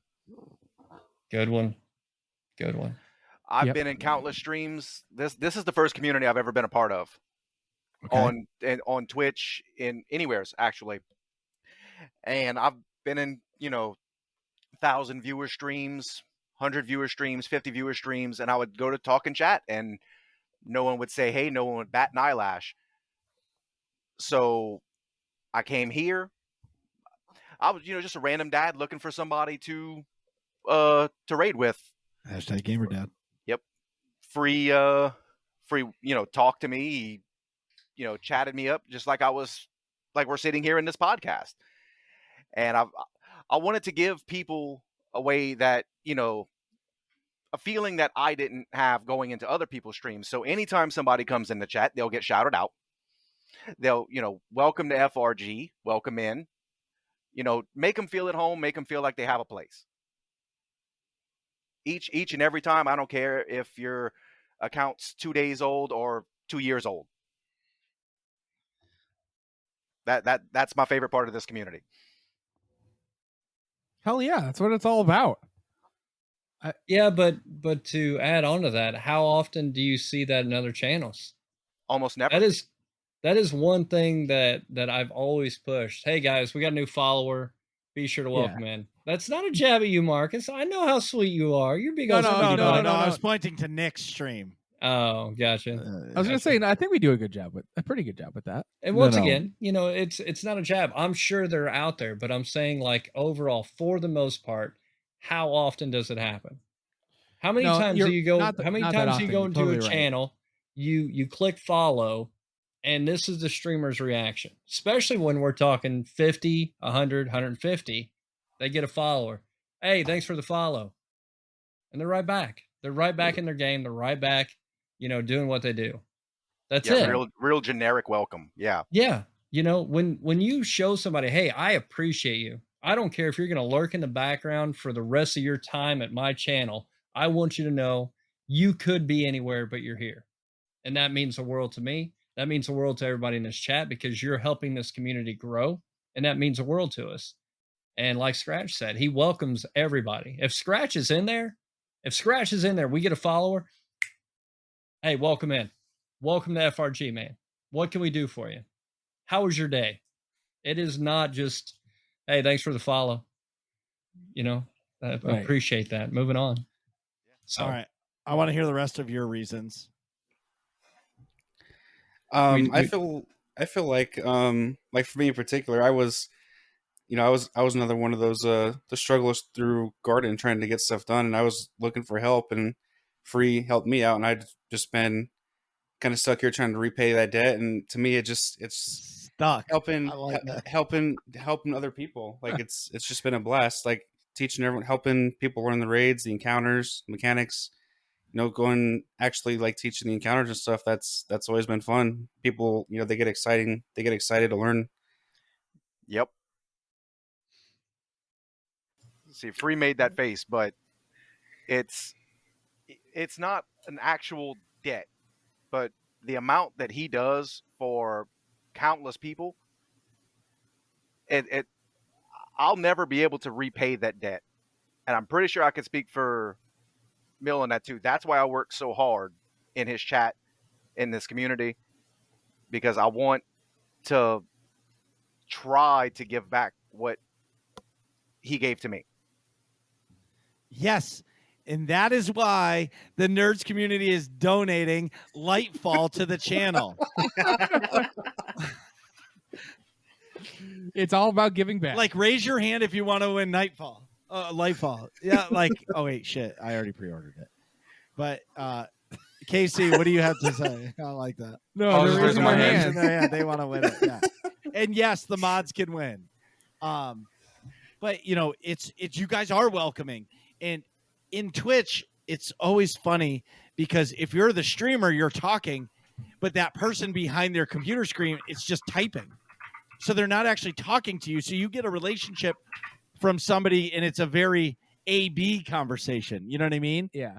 Like, you're not hearing their voice back. So when you actually get to hear their voice later on, it's like, whoa, I already know this person. This person hangs out in my stream or hangs out in our Discord or whatever. This is what makes it special. You know what I mean? Yeah. Anybody else? My favorite is probably the fact that we've been able to bring so many different communities together, because we've got people pretty much of all sizes, like anywhere from Free to Gambit, Jobo, Tom.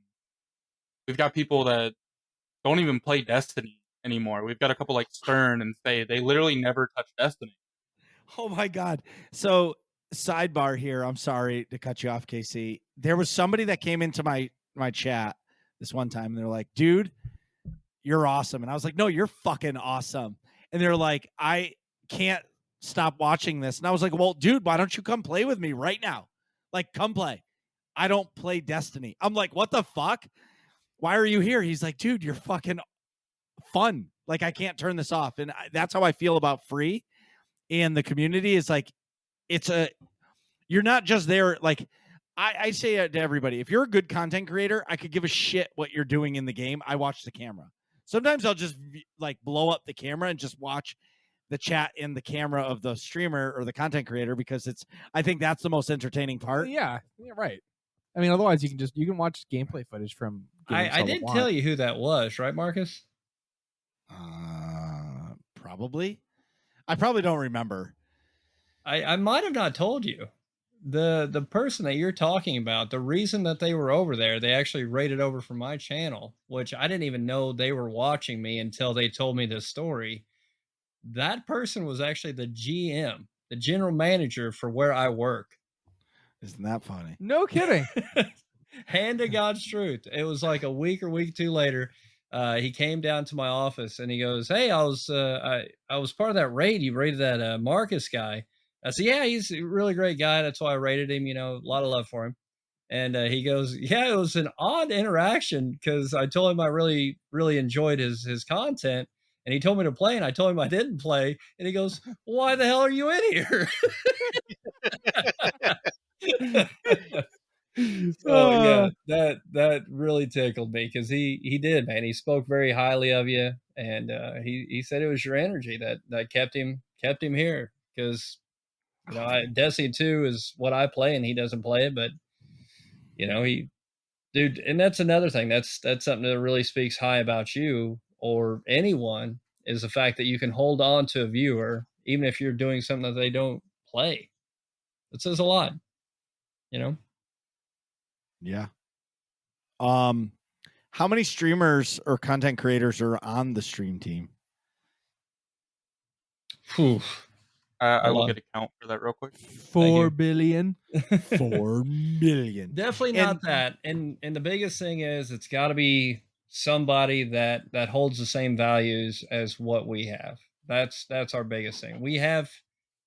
I mean, I don't want to sound like it's ego, especially after that previous comment, but we've had people ask to join the stream team that I've had to politely say you're not exactly the right fit for what we do here.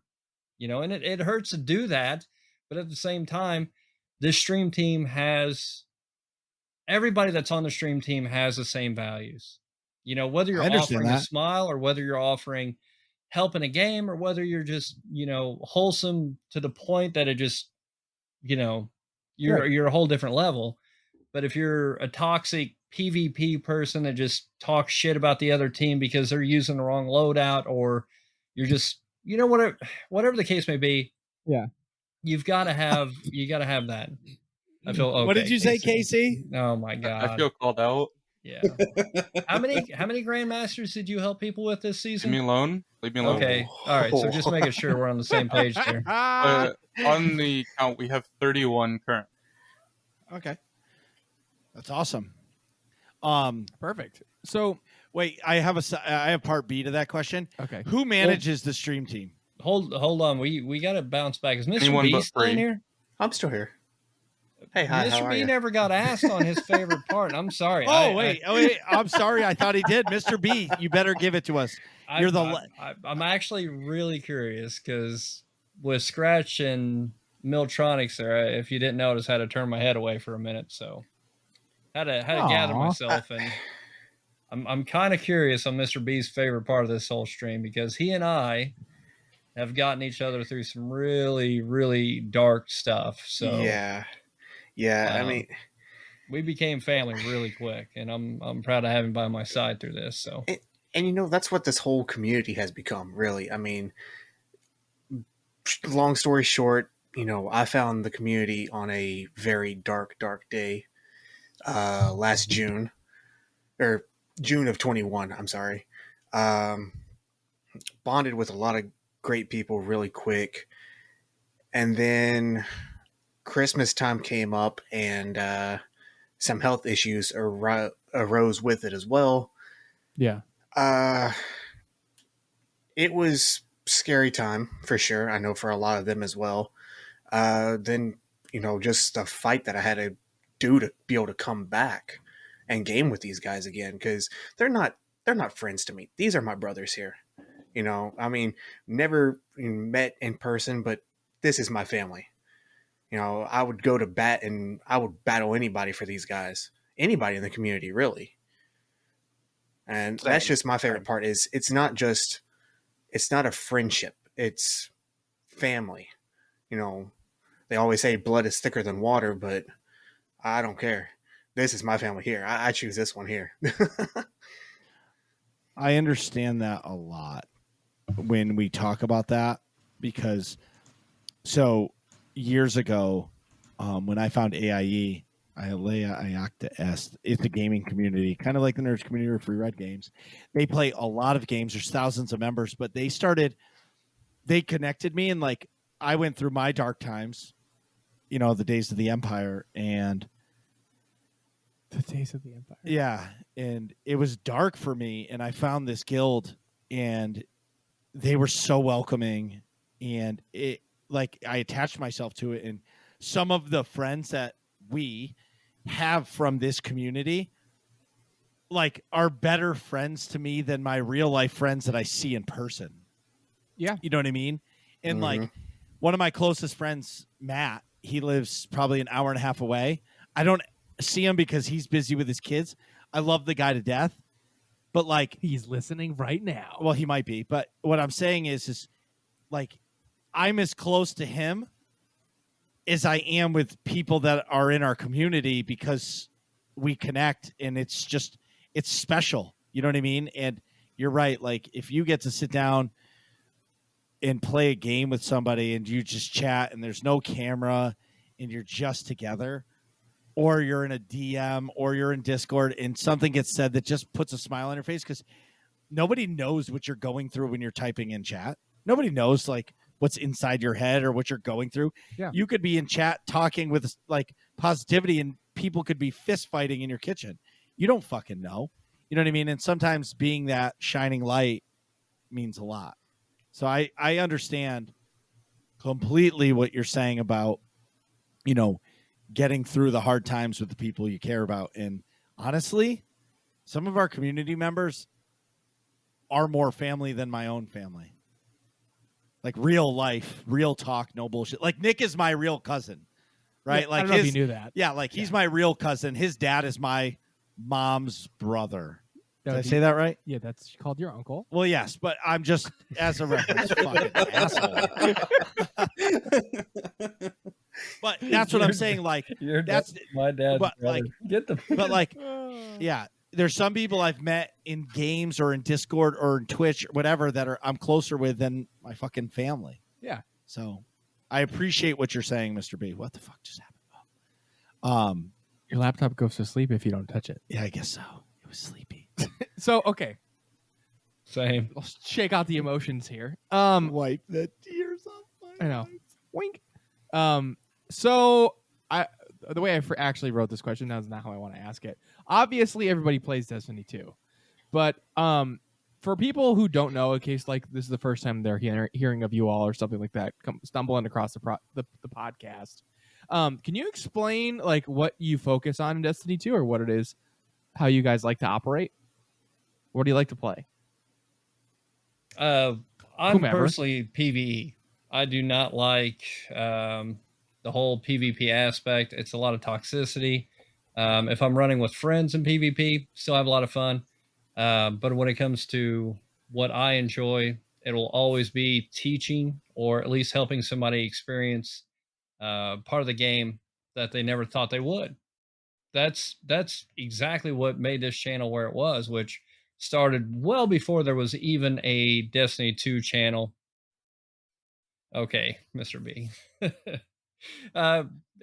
Anyways, long story short, stream snipe PvP free. We were doing Crucible for a bounty, and my captains were already playing some Crucible. I don't know if they were going for a bounty or what they were doing, but I was streaming it. I was with some people. My captains seen it, and they were able to time it to where they were able to match against us. So it was like captain versus captain. They were just godly. These guys are the trials players. These are the guys that you go to when you need help in Crucible. But anyways, they just steamrolled us, and it was probably the most fun I've ever had because once again there was no toxicity. I knew who was on the other side. You know, it was all fun. But There's a clip out there of Free getting teabagged by Marge Simpson with a sword. that would be KC for sure, numerous times. I'm afraid, but I stick to the PvE aspects of it, helping people accomplish things they never thought they could, or getting an exotic that they never thought they could, or giving them that fire team. Even if they have the ability themselves, they know they can. They just don't have the people to play with. Like you said earlier in this podcast, LFG is coming to end game. It's going to help out a lot of people for sure. But until then, I'm honored to be able to help that service and hopefully not just teach people, but they have a good time. Because at the end of the day, it's still a video game. You shut it down. You don't have the exotic in your hand. You shut it down. You didn't actually kill, some raid boss. It's all a video game. Have fun. Enjoy it. Make the memories. So Right. that's why I do what I do. And that's what I love. So Hell yeah. What do you all do? PvE or PvP? PvE. Both. I do a lot of both. Yeah, I've been doing more of a combination of both lately. Mainly PvE. Dip my toes in PvP every once in a while to get smacked around. Oh, you got a hog tie and drag me into PvP. attaboy. That's my dude right there. And that's understandable, right? I would say I like it all. I'll do whatever. For me, I'm terrible at Destiny PvP. Well, at least when I've tried to play, but typically I do like a PvP game. Like I like especially a first-person shooter. I really like Halo. The new one doesn't have enough features, but the core gameplay is really, really fun. Halo, Call of Duty, Right. all those types of games. But I think there's still I think I would enjoy Destiny's PvP more if I knew what I was doing. In those other games, I'm way better. I don't think it's more or less knowing what you're doing, more regards to what to use. Like it was said earlier, it's a very meta-driven game. Yeah. Are you using this? Are you using a wave frame? Are you using a sniper hand cannon combo? Are you using, that's what it boils down to when it comes to Destiny 2 PvP in a nutshell. If you're using the right things, skill level is not nearly as important. So just kind of with Destiny, I've learned to just not take it serious and more play to actually just have fun. Because at certain points, you can't take a game serious when you can literally see a warlock fly over your head and then throw purple goo at you and just insta kill you. Yeah, and you explode. Yeah, they basically charge up what's basically a kamehameha. There you go. Yeah. So you just got to kind of use what works for you and just play how you want to play. And honestly, the best way to do it is not playing by yourself. Because right, if I was to play Crucible on my own, I wouldn't play it. Yeah, I've put way too many hours into it and had way too many fun moments in Crucible to stop now. for me, the PvP side of it, as I felt, has kept it definitely more interesting for me, because that's where I felt like I was lacking the least in Destiny. So the past couple seasons, I've been kind of focusing more on playing more Crucible and trying to improve on that side of it. Well, me personally, I'm kind of like how Marcus is with raids. How Marcus, you don't want to say you don't know. You don't want to ask for help in an encounter or something along those lines. It's kind of how I am with PvP. If I join up with friends, I feel terrible if I'm the guy at the bottom of the leaderboard because I don't have that skill. I don't have the right roles on the meta weapons or something like that, and I feel terrible. I feel like I'm holding my friends, family, teammates back. It's just it's a barrier I've got to get through, and until I can get through that, PvE is the place for me. Sorry. I understand that. I used to care about winning and losing, but now I don't give a shit. I'm just like, let's go have fun. Let's laugh. Some stupid shit's going to happen if we get steamrolled by a pre-made team or whatever, or just better players. Oh, well, you know what I mean? I can't find myself to take it seriously. It's just who I am. Like, people have told me they can't play PvP with me because there's people that have to win. Like, it's in their mindset. It's just who they are. yeah, And I don't take it that way. And they're like, I can't, like, you need to stay alive. You need to crouch around the corner. I'm like, dude, that's not how I play. Like, I don't care. It doesn't mean anything. right. You know what I mean? Right. Like, when I got my first win in a trials match, like, I went fucking bananas because I earned it. And I was like top of the out of the 3-man team, I was on the top with 6 kills. And I'm like, well, let's fucking go. We won. But Trials carries win with Marcus. I'm here for it. Okay. Right. But it's playing with people. I think in Destiny versus another MMO game, Destiny makes you gravitate towards playing with people. Yeah. Versus, Like other solo games, queuing. it's like solo. Yeah, I it's easier to think- solo queue in other games. I think in Destiny 2, though, especially once you step outside of PvP, it's very, very unsolo friendly. A lot of people come in a chat and say that, they're like, hey, can you help me with this? I don't have anybody to play with. And 99% of the reason our channel is where it's at is because it is so hard to find people to play with or to link up with people. And this game is so driven on multiple people. Raids, got to have 6 people. Grandmasters, unless you're Leopard, you're not soloing it. I mean, of course there's others, but it's just one of those mindsets where you've got to have a team. I mean, there's a lot of exotic quests that are damn near impossible to do unless you've got a team. Xenophage, the final boss for Xenophage quest when it first came out was insane. Don't need Learning 6 the for mechanics, staying alive just Divinity. to get Xenophage, and that's one exotic gun out of how many? Countless. Right. I mean, So- even from a PvP side, this game is not very enjoyable solo. Because if you go into trials when it's not freelance week in solo, it's the worst experience you're ever going to play. Or if you go into Iron Banner at all without Right. at least 1 to 2 other people, you're not going to have fun. Right. Well, Yep. my next. I don't mean to cut you all off. You're not cutting anybody off, Nick. Well, speaking of You're things that- driving this train. choo choo. Let's Nick, we- go. Hey, All we're all aboard. thankful. We're all thankful for you. Thank you for keeping it going, Nick. It's all because of you, course. really. Well, I don't know. Nick about is that. the talent of this show. I don't Just know. so you guys know. It was just a pirate voice, guys. It's not that impressive.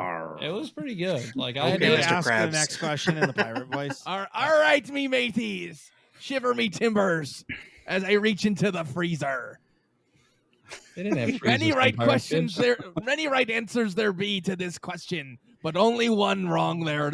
One is that didn't make any sense. All right, there's a lot of right answers. There's a lot of great answers to this question. There is one wrong answer, then you'll be dead to me forever. Okay, and I'm not telling anybody what it is until after everyone's answered. There's lots of great questions, lots of great answers, but I need to know, what is your favorite ice cream flavor? I'm gonna go mint chocolate chip. Okay.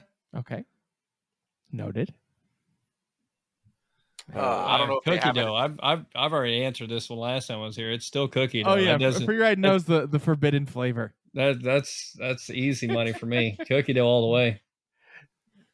See, I I don't found know. one recently that I really enjoy.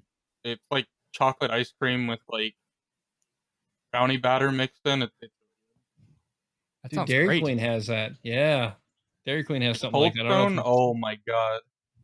Cold Stone, anything's great.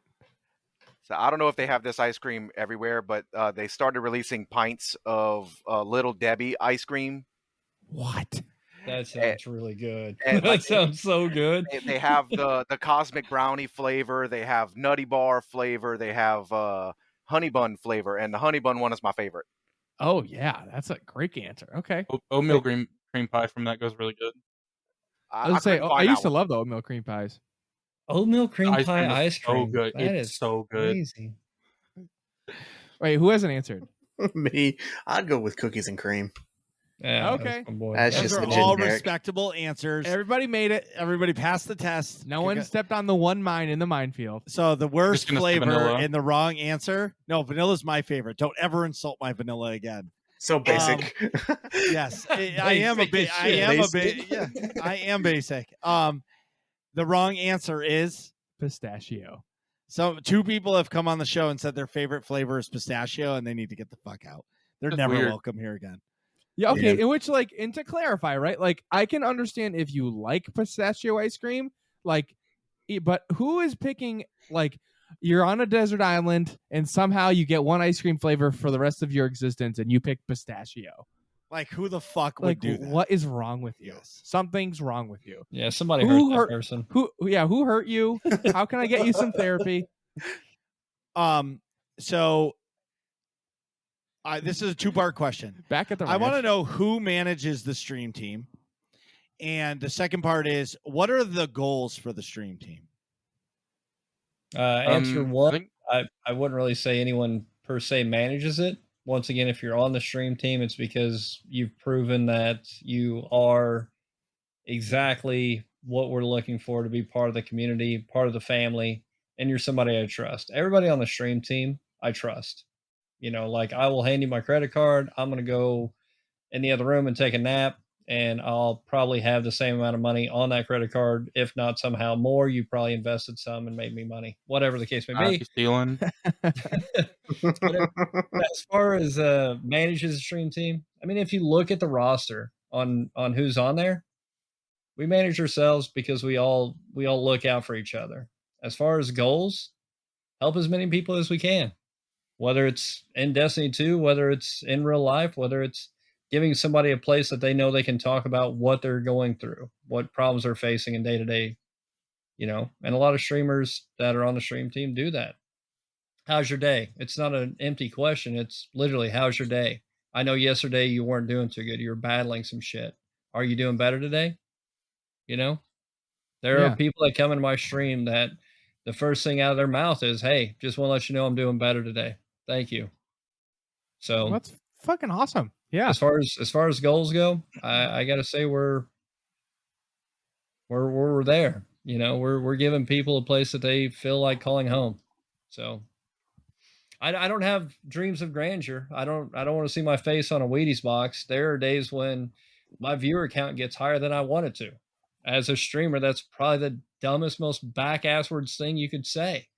But it's true because I love what we have. I love what we've created. I love the size of it because I can keep track of it. I've got people that'll come in and say, hey, my little boy's won. They'll send me a picture of, in Discord. And I remember them telling me, Free, we're on our way to the hospital. I'm having my baby today. And here we are a year later. And they're sending me pictures of them chowing down on birthday cake. Hashtag Amy. The face cool. full of cake. The Oh, 1-year-old smash cake is amazing. That actually, we had that happen. When did Amy send those pictures? It was like a week ago, wasn't it? Week or two ago. So, That's cool. I love what we have. So Hell yeah. Do you want to ask the other frivolous question? Yeah, I'll ask it. Because Oh, God. I took the ice cream one. All right. This is fucking really important to me. Like mega important because this is a huge part of my life.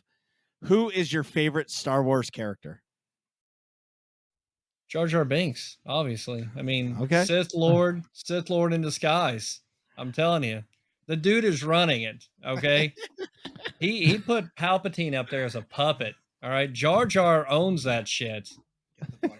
He did though. I rewatched the prequels recently, and Jar Jar Binks is the one that started the vote on to make Palpatine the Grand Chancellor. Yeah, it's all there. It's there, black and white, man. I'm telling you, I don't need lore to find that out. Okay, my man was undercover the entire time, ran that shit. Everybody else? I'm waiting to see if anybody else goes first. No, you go first. You opened up that mouth.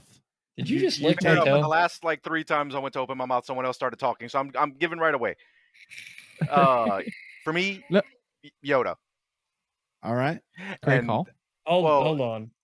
Before we move any further, are we talking like 3 through 6 Yoda? all or of are them. we It talking- could be No. anything. You Anything can't Star Wars. compare 3 through 6 Yoda to 1 through 3 Yoda. 1 through 3 Yoda was a green killing machine. That dude was a badass. Flips and backflips and off the walls and cartwheels. Oh yeah. But it's all the same. He died at fucking 900 years Oh. old. Like gangster as shit. It was literally, if you watch Yoda the is movies of Yoda. Wars, he died. He was how old? How old was he? That I'm not 900. even sure. 900. So change. you're telling me at 900, all right, is when Anakin was brought into the story, okay? And then we're talking like a measly, 50 years later, 40 years later? He goes from 50-ish, yeah. backflipping the cave, kicking ass to, I'm going to go lay down and fade into nothing. That quick? Like, yeah, did he man. stop eating oatmeal? What happened to my man? No, He 1 lived through in a 3 swamp. Yoda. 1 through 3 Yoda kicked ass. 4, 5, 6, Yeah. grumpy old Well, shit. all 1 through 6 for me because I fashioned my life off Well, of he one of died in what? What do you mean 1 through 6? the, he Well, was of a, he course was it a ghost in the last one. Okay, buddy, listen. But do or don't, there is no try. That's why. Yes. Do or do not. There is no try. I'm getting that tattooed on my chest, actually, in There our you go. bench. No rag rats. No rag rats at all. Yep. Not even No one rag letter. rats. Yep. God. What was I saying? Oh yeah. Who else is Star All Wars of them. character? Favorite Star Wars. You're gonna have to I'm, start calling out names. These my- guys are I'm- way too polite and way too respectful of one another. You're gonna have to start calling on names. All right, guys. KC. There you go. So my extent of Star Wars knowledge is Battlefront 2. Okay, totally game. fine. I mean, I do know a lot of the characters, but if I had to pick one, it's got to be Jabba the Hutt. Sheesh. Respectful. He's just funny looking, and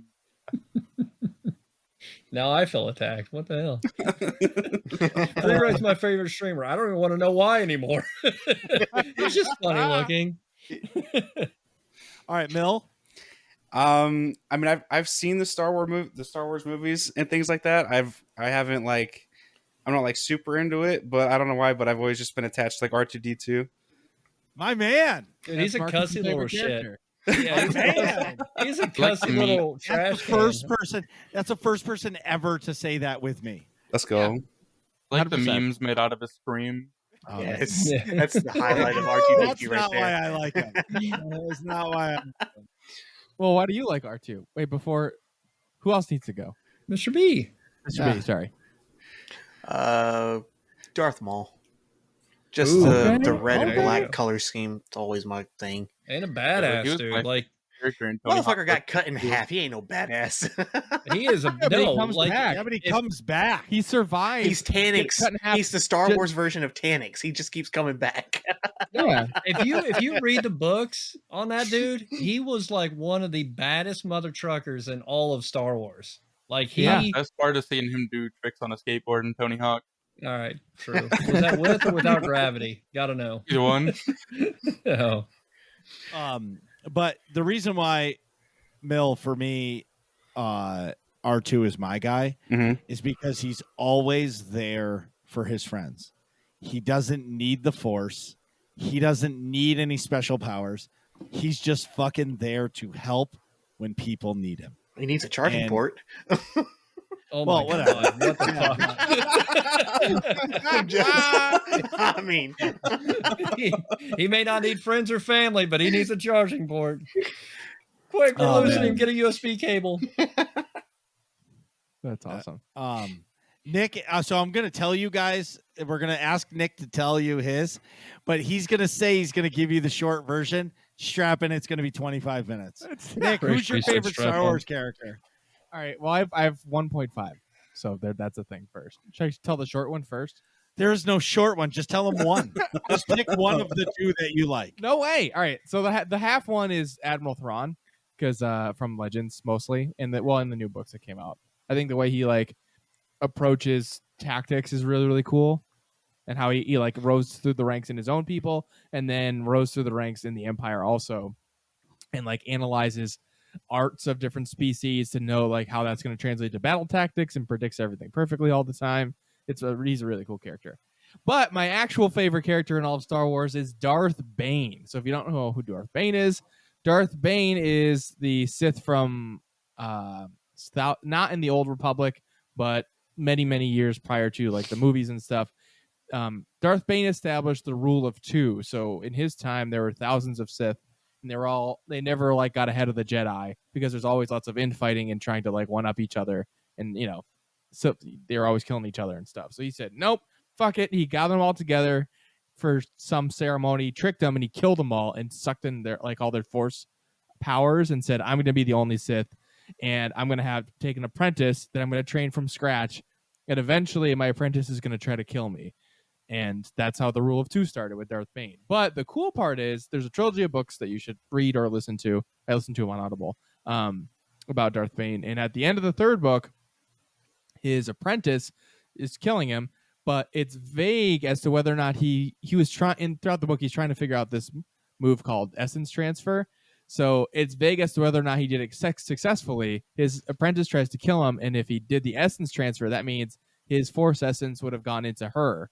And then, so fast forward to the terrible sequel trilogy when Palpatine's like, I am all the Sith. You have all the Sith behind him.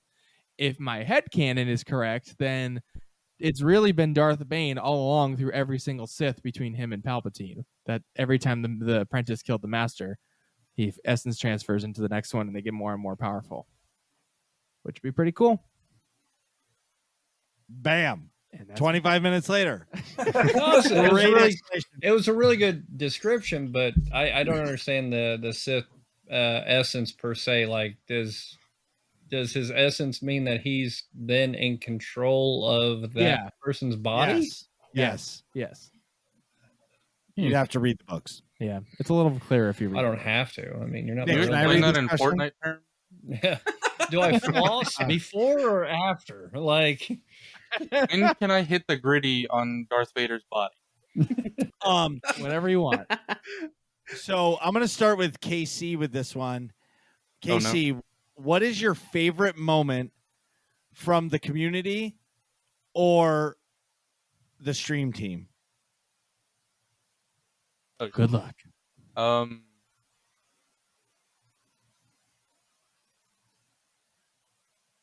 I've got to think now. This is bad. Oh no, they've all sucked equally. It's hard to come up with one on the spot, but This is why we send. No, we like it on the spot. I feel like it's from the heart. yeah. And I think I typed this in as we were. Do you guys want me to go first? Yeah, I got to think. Okay, so I'll go first. So it was a lonely Saturday night. Okay. I was just started streaming Destiny not too long ago. I left Star Wars: The Old Republic, and I get a message in the chat. And I think Twitch, it takes them a long time to like do cool stuff to make it like quality improvements to their stuff. But like, I like the fact that there's like a highlighted message for the first time chatter. Oh yeah, I love that. Mhm. Love it. Because, when you're in the game or anything and you look at chat, it is easy to miss a statement. Well, somebody came into my stream and it just said legend. That's it. And I'm like, well, hello. Thank you. I am no fucking legend, but that's pretty fucking cool. Thank you so much for coming in and saying hello. And the person followed me and I was excited. And like I am, they got the high five.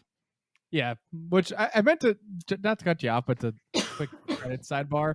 You were like, "Oh, Nick always says that with every one of his followers," but I got that from you being all hyped up about every follower. I know. I'm just saying. I don't Credit I where don't- credit is I don't due. I don't take credit. I know. I'm But giving anyway. it to you. Thank you. But anyway, and then not 5 fucking minutes later, a giant raid of people flood into my channel. And I just sit back and I let it go. And I held back the tears because, as you know, if you stream or you don't, that like switching games is really hard because some people come with you, some people don't. And those people that you've come to know, they don't play the game that you've switched to. They still care about you, but they're more interested in watching the game that they want to watch. I get it. Yeah. So out of nowhere, this giant raid comes in and you're holding back the tears and excitement as best as you can. And the amount of people that said hello just in there, and it blew me away. And that for this community, I think that is the shining moment. I almost said jumping through the portal and everybody laughing at me, but that would be a lie. Obviously, everybody by the build up, you guys know that was Free Ride and the raid that came from it. So, Casey, back to you. What's your favorite moment? I don't exactly have like one moment. It's more like a compilation of moments. So we've had a lot of streamers come through, and I think like even people who stream to 1 or 2 people, when we see them come back into chat and be like, "Hey, I got affiliate because of you," that's like really cool moments. We've probably been able to help at least like 100 people now, just like get their affiliate, whether it be 3 or 4 of us just throwing up a tab randomly lurking, or us just telling our friends and like basically keeping tabs on people, because we've had people come out of like nowhere, like some of our friends had no idea who Free was. We introduced them, they hit it off, and now they're going to be in the community for a while. Like we've had some of my close PvP friends come in and they've grown their stream up to be like decently sized now, and it all started from nothing and basically just us lurking in their stream, and now they built up this thing, and it's just basically just like rising tides and bring all ships up. And that's basically what Free's doing. It's just bringing everybody up with him rather than just allowing himself to be at the top and everybody on the small pyramid behind him. Good answer. It's a great answer. How about you, Mill? So I'd say I have a couple. The first one is probably, it was maybe like the first month or so. I was always just kind of like lurking in the stream and stuff like that. And then, I finally, I've of course Free said hi when I followed and everything like that, but I was just lurking around for quite a while. And then he helped me get Divinity. Then after that, like I've there was one time he needed someone to jump in, so I jumped in and helped.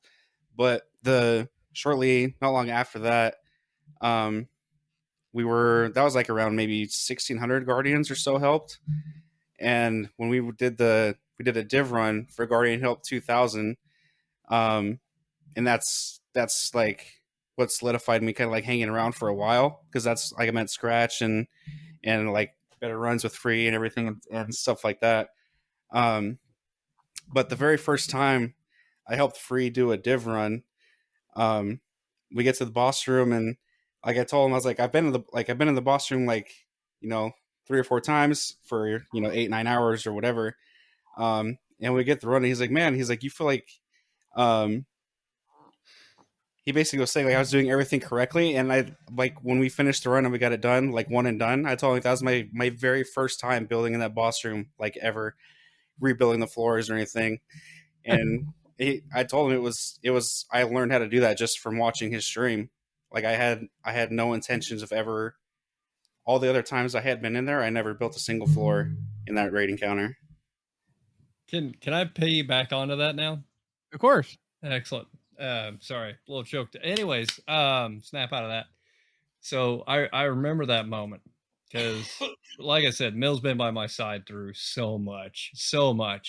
But anyways, I remember him saying that, and I look back to that moment because now, anytime somebody comes in like, "Hey, I need to stop hitting yourself," and stop hitting yourself is where it's just complete chaos. Marcus, you've been in there.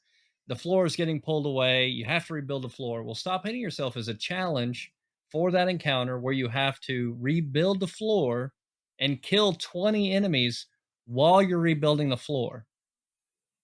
Okay, so think about that with all the chaos. And if you're on the floor and there's no floor, you're taking damage because of that. You got the boss shooting, you got enemies shooting you, and you have to keep them alive long enough to kill them with the floor. So now people ask for that, and I'm like, hey, Mill, we got to stop hitting yourself.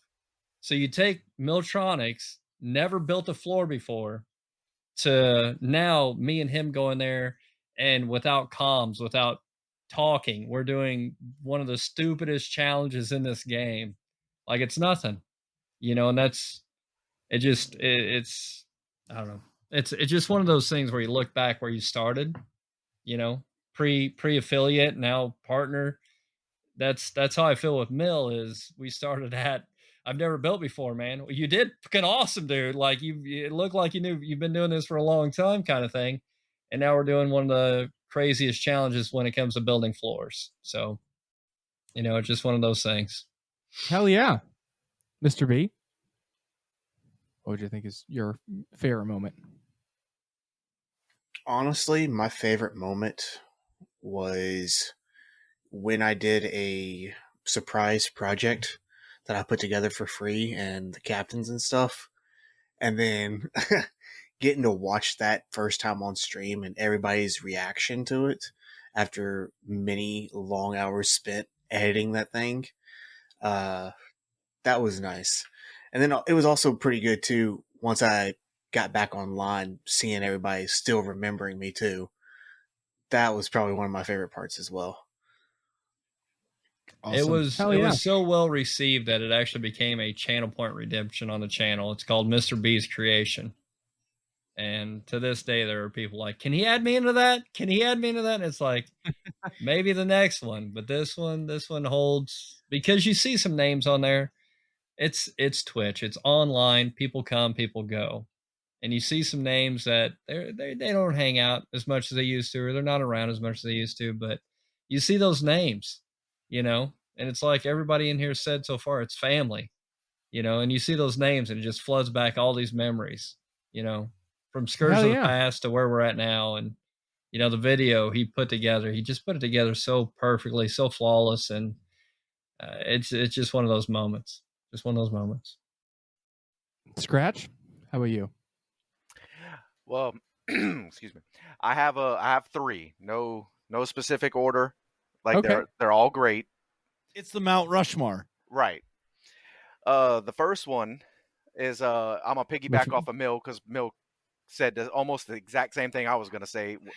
When we reached a 2K milestone for the channel. I was in that run, and the flood, when chat realized that he had hit 2K Guardians help, the amount of love that poured into that chat, and seeing Free's face, the emotion, he couldn't hold it back. He was broken streamer mode. He couldn't hold it back. Like, me and Mill, that was when me and Mill met. Like, we kind of knew each other from chat, but like that was when we first really talked. And him and I were sitting in the Discord call, dumbfounded with the amount of love pouring into that chat, and Free's just gone. He took like 7 walks.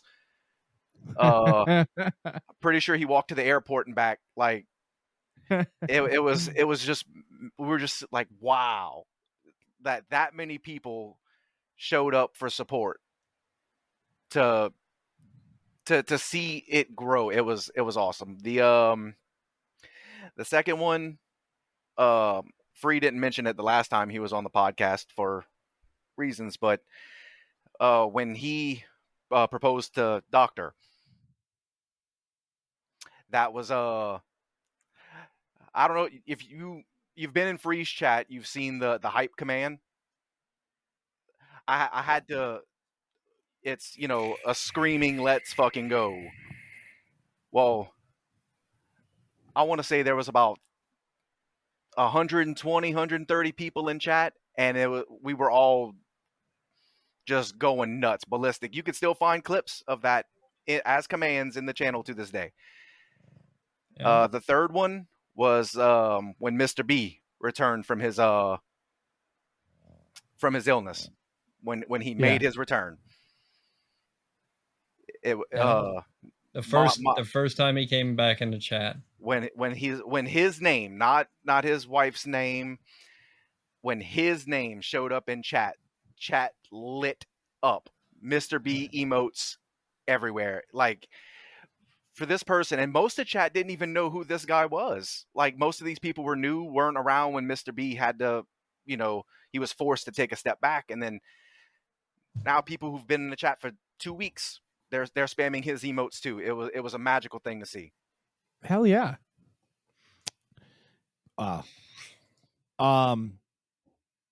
So I saved the last one. Free, I'm going to ask you this. okay? And it's a different type of question. What are some of your favorite moments with the 4 people that you chose to be here tonight with? Oh, let's go. Man, I'm here for it. Speaking of broken streamer mode. yeah, Fuck it. there is there's too many. Gonna get my feet up for this. Yeah, you guys might as well, because it's gonna be a long time. I've already went over why Scratch is always number one. He's one of the first people that can see. He's one of the first people that can notice a fake smile. Does that make sense? Yes. He always knows, and I'll forever be indebted to him, because he's messaged me, "Hey, take a walk." Right. It's starting to break down. People are going to notice, man. I notice. Others going to notice too. Go take a breather. Come back stronger. All right, brother. Do that. Right. Mr. B instantly became family. I've never met somebody that I could trust so quick, because just the way he handled himself, the way he opened up to me about things, you just seen that genuine person, that human, not a follower, not numbers. It was he opened up, and I opened up, and he's been by my side ever since. And he still says some of the goofiest shit, like I'm still trying to earn my spot back, like it ain't fucking cemented. But he still says some goofy shit. So Mr. B will always be my favorite. Time would be when he's still here with us, because there for a while we didn't know if he was going to be. So that was him coming back. That was definitely my favorite Mr. B moment. I'm gonna save Miltronics for last because we say brother a lot around here, but he's definitely that brother I never had. And so we're gonna jump over to our pain in the ass cousin, Mr. KC. Um, KC is KC. I've had a lot of people, bring him up, outside of stream, stuff like that. He kills teammates. He's always talking shit, and I always say the same thing. The reason I trust KC is because he doesn't fake who he is. KC is as real as it fucking gets. Whether you love him, whether you hate him, that's KC. He doesn't change. He doesn't bullshit. If he loves you, you'll know. And if he doesn't like you, you'll fucking know. Because that's who he is. And he's one of those people, man. I would sign over my bank account to him because he is who he is. And I trust every damn beat of his heart. Because he tells me he's got my back, I don't question it. If he says he's going to do something, I don't question it. So he is. Mill fucking Tronics. This dude, he came into my chat, and as he said many times, he lurked for a long time before he ever spoke up. It was an honor to help out somebody that had been following the channel and just supported. Like we've discussed, you can tell how somebody watches a channel. They don't have to talk. There's ways to see if people are actually lurking in your chat, or they just say it and they close down the tab. People do that. It's part of it. Whatever. Yeah. I knew Mill was in there. He was always in there. He was supporting in the shadows. And the first time he asked for help, and he stuck around. A lot of people we help, they don't stick around. They get their help. They vivamanos. They're out the door. Mm-hmm. He stuck around. And the great thing about what happened that day wasn't the fact that I got to help Miltronics. It was the fact that once we did that help, it wasn't lurking anymore. He started talking. He started saying, "Hey, man, I hope you have a good stream," stuff like that. And like he said, I was asking for help one day, and he stood up. He jumped in, helped out. And from that moment on, it wasn't a stream without Miltronics. It just became that mode where if I was streaming and Miltronics was off work, or Miltronics, was home for the day, or whatever the case may be, he was one of the first people to jump up. And it didn't care what it was. He didn't care if he'd done it a million times. He was jumping in because he had that same passion to help others, because he too was that person in chat, shy to ask for help or didn't want to bother somebody. So he related to it. And when we were helping people, Miltronics would talk to him, and it was how he made them feel comfortable. That's what I admired about him, was the way he would put somebody at ease. I've never done this before. Hey, man, there was a time I hadn't either. And here we are. Right. So, let's make this happen. So I got to say my favorite Miltronics moment was when it became family. It's that simple. Hell yeah. It's heartfelt to hear these things, but I feel it's important for people to hear this, and because they don't understand, like, people, some do, some don't, but a lot of people don't understand that when you do what we do in the communities that we have and how people do become family, it can change your life for the better, right? And whether you're streaming or not streaming, or you're just in the Discord and you don't really even watch the channel, it doesn't matter. Once you're a part of that group of people, it's hard to leave because you care so much. And 100%. I can't. Yeah. And I'll speak for Nick when I say this. We can't thank you guys enough for coming on. We wanted so bad to tell this story because of what you guys have done for myself, the nerds community, friends of ours. And we wanted this story to be out there. Yeah. and people to know how awesome this community is, meaning the Free Ride Games. And thank you guys for coming on. It was our pleasure, man. Our pleasure. Honored to be a part of it. Mm-hmm. I think Miltronic says it best. It's no problem. It's no problem. There it is. There it is. Well, hey, tell everybody where they can find you.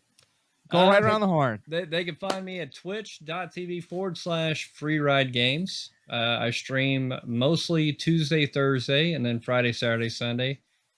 Tuesday and Thursday are going to be Eastern Standard Time around 4 o'clock till we shut down. Could be 9, could be midnight. Never know. So hopefully see some people in there and we can help them out. Hell yeah. Anybody else? Well, I'm Scratch. You can find me in Free Rides chat, moderating the fucking shit out of it. Or in his Discord. That's basically the two places you're going to find me most often. There you go. Twitch.tv/team/freeridegames. There you go. Perfect. Nice. I'll also be in the Free Ride Games chat in the Discord. Yeah, I don't really stream, so. Daddy Mill. Daddy Mill. Oh, good. Check the shirt, baby. It's there. Bring the band hammer with the quickness. Oh, God. No faster fingers than him, man. There you go. Sauce might argue, but we all know. He's just faster at typing really big letters, that's all. Wait, what was your finger reference about then? If it wasn't, never mind. Guys, we'll catch you next time. Boy. Clean it up, guys. Clean it up. I'm pretty much guys, once again, we love what you guys do, especially, just getting the word out of other streaming communities, other people out there, and having that voice heard, especially the back end. It gives my captains a place to really talk about how they feel about the community, what they offer, what they love about it. There's a lot of places that could do that and they don't, and you guys do. So once again, I tip my hat to what you guys do. You guys take time out of your day to really help this out. So thank you guys for having us on. Absolutely. What are you guys talking about in here? Find out next episode of Working Class Nerds.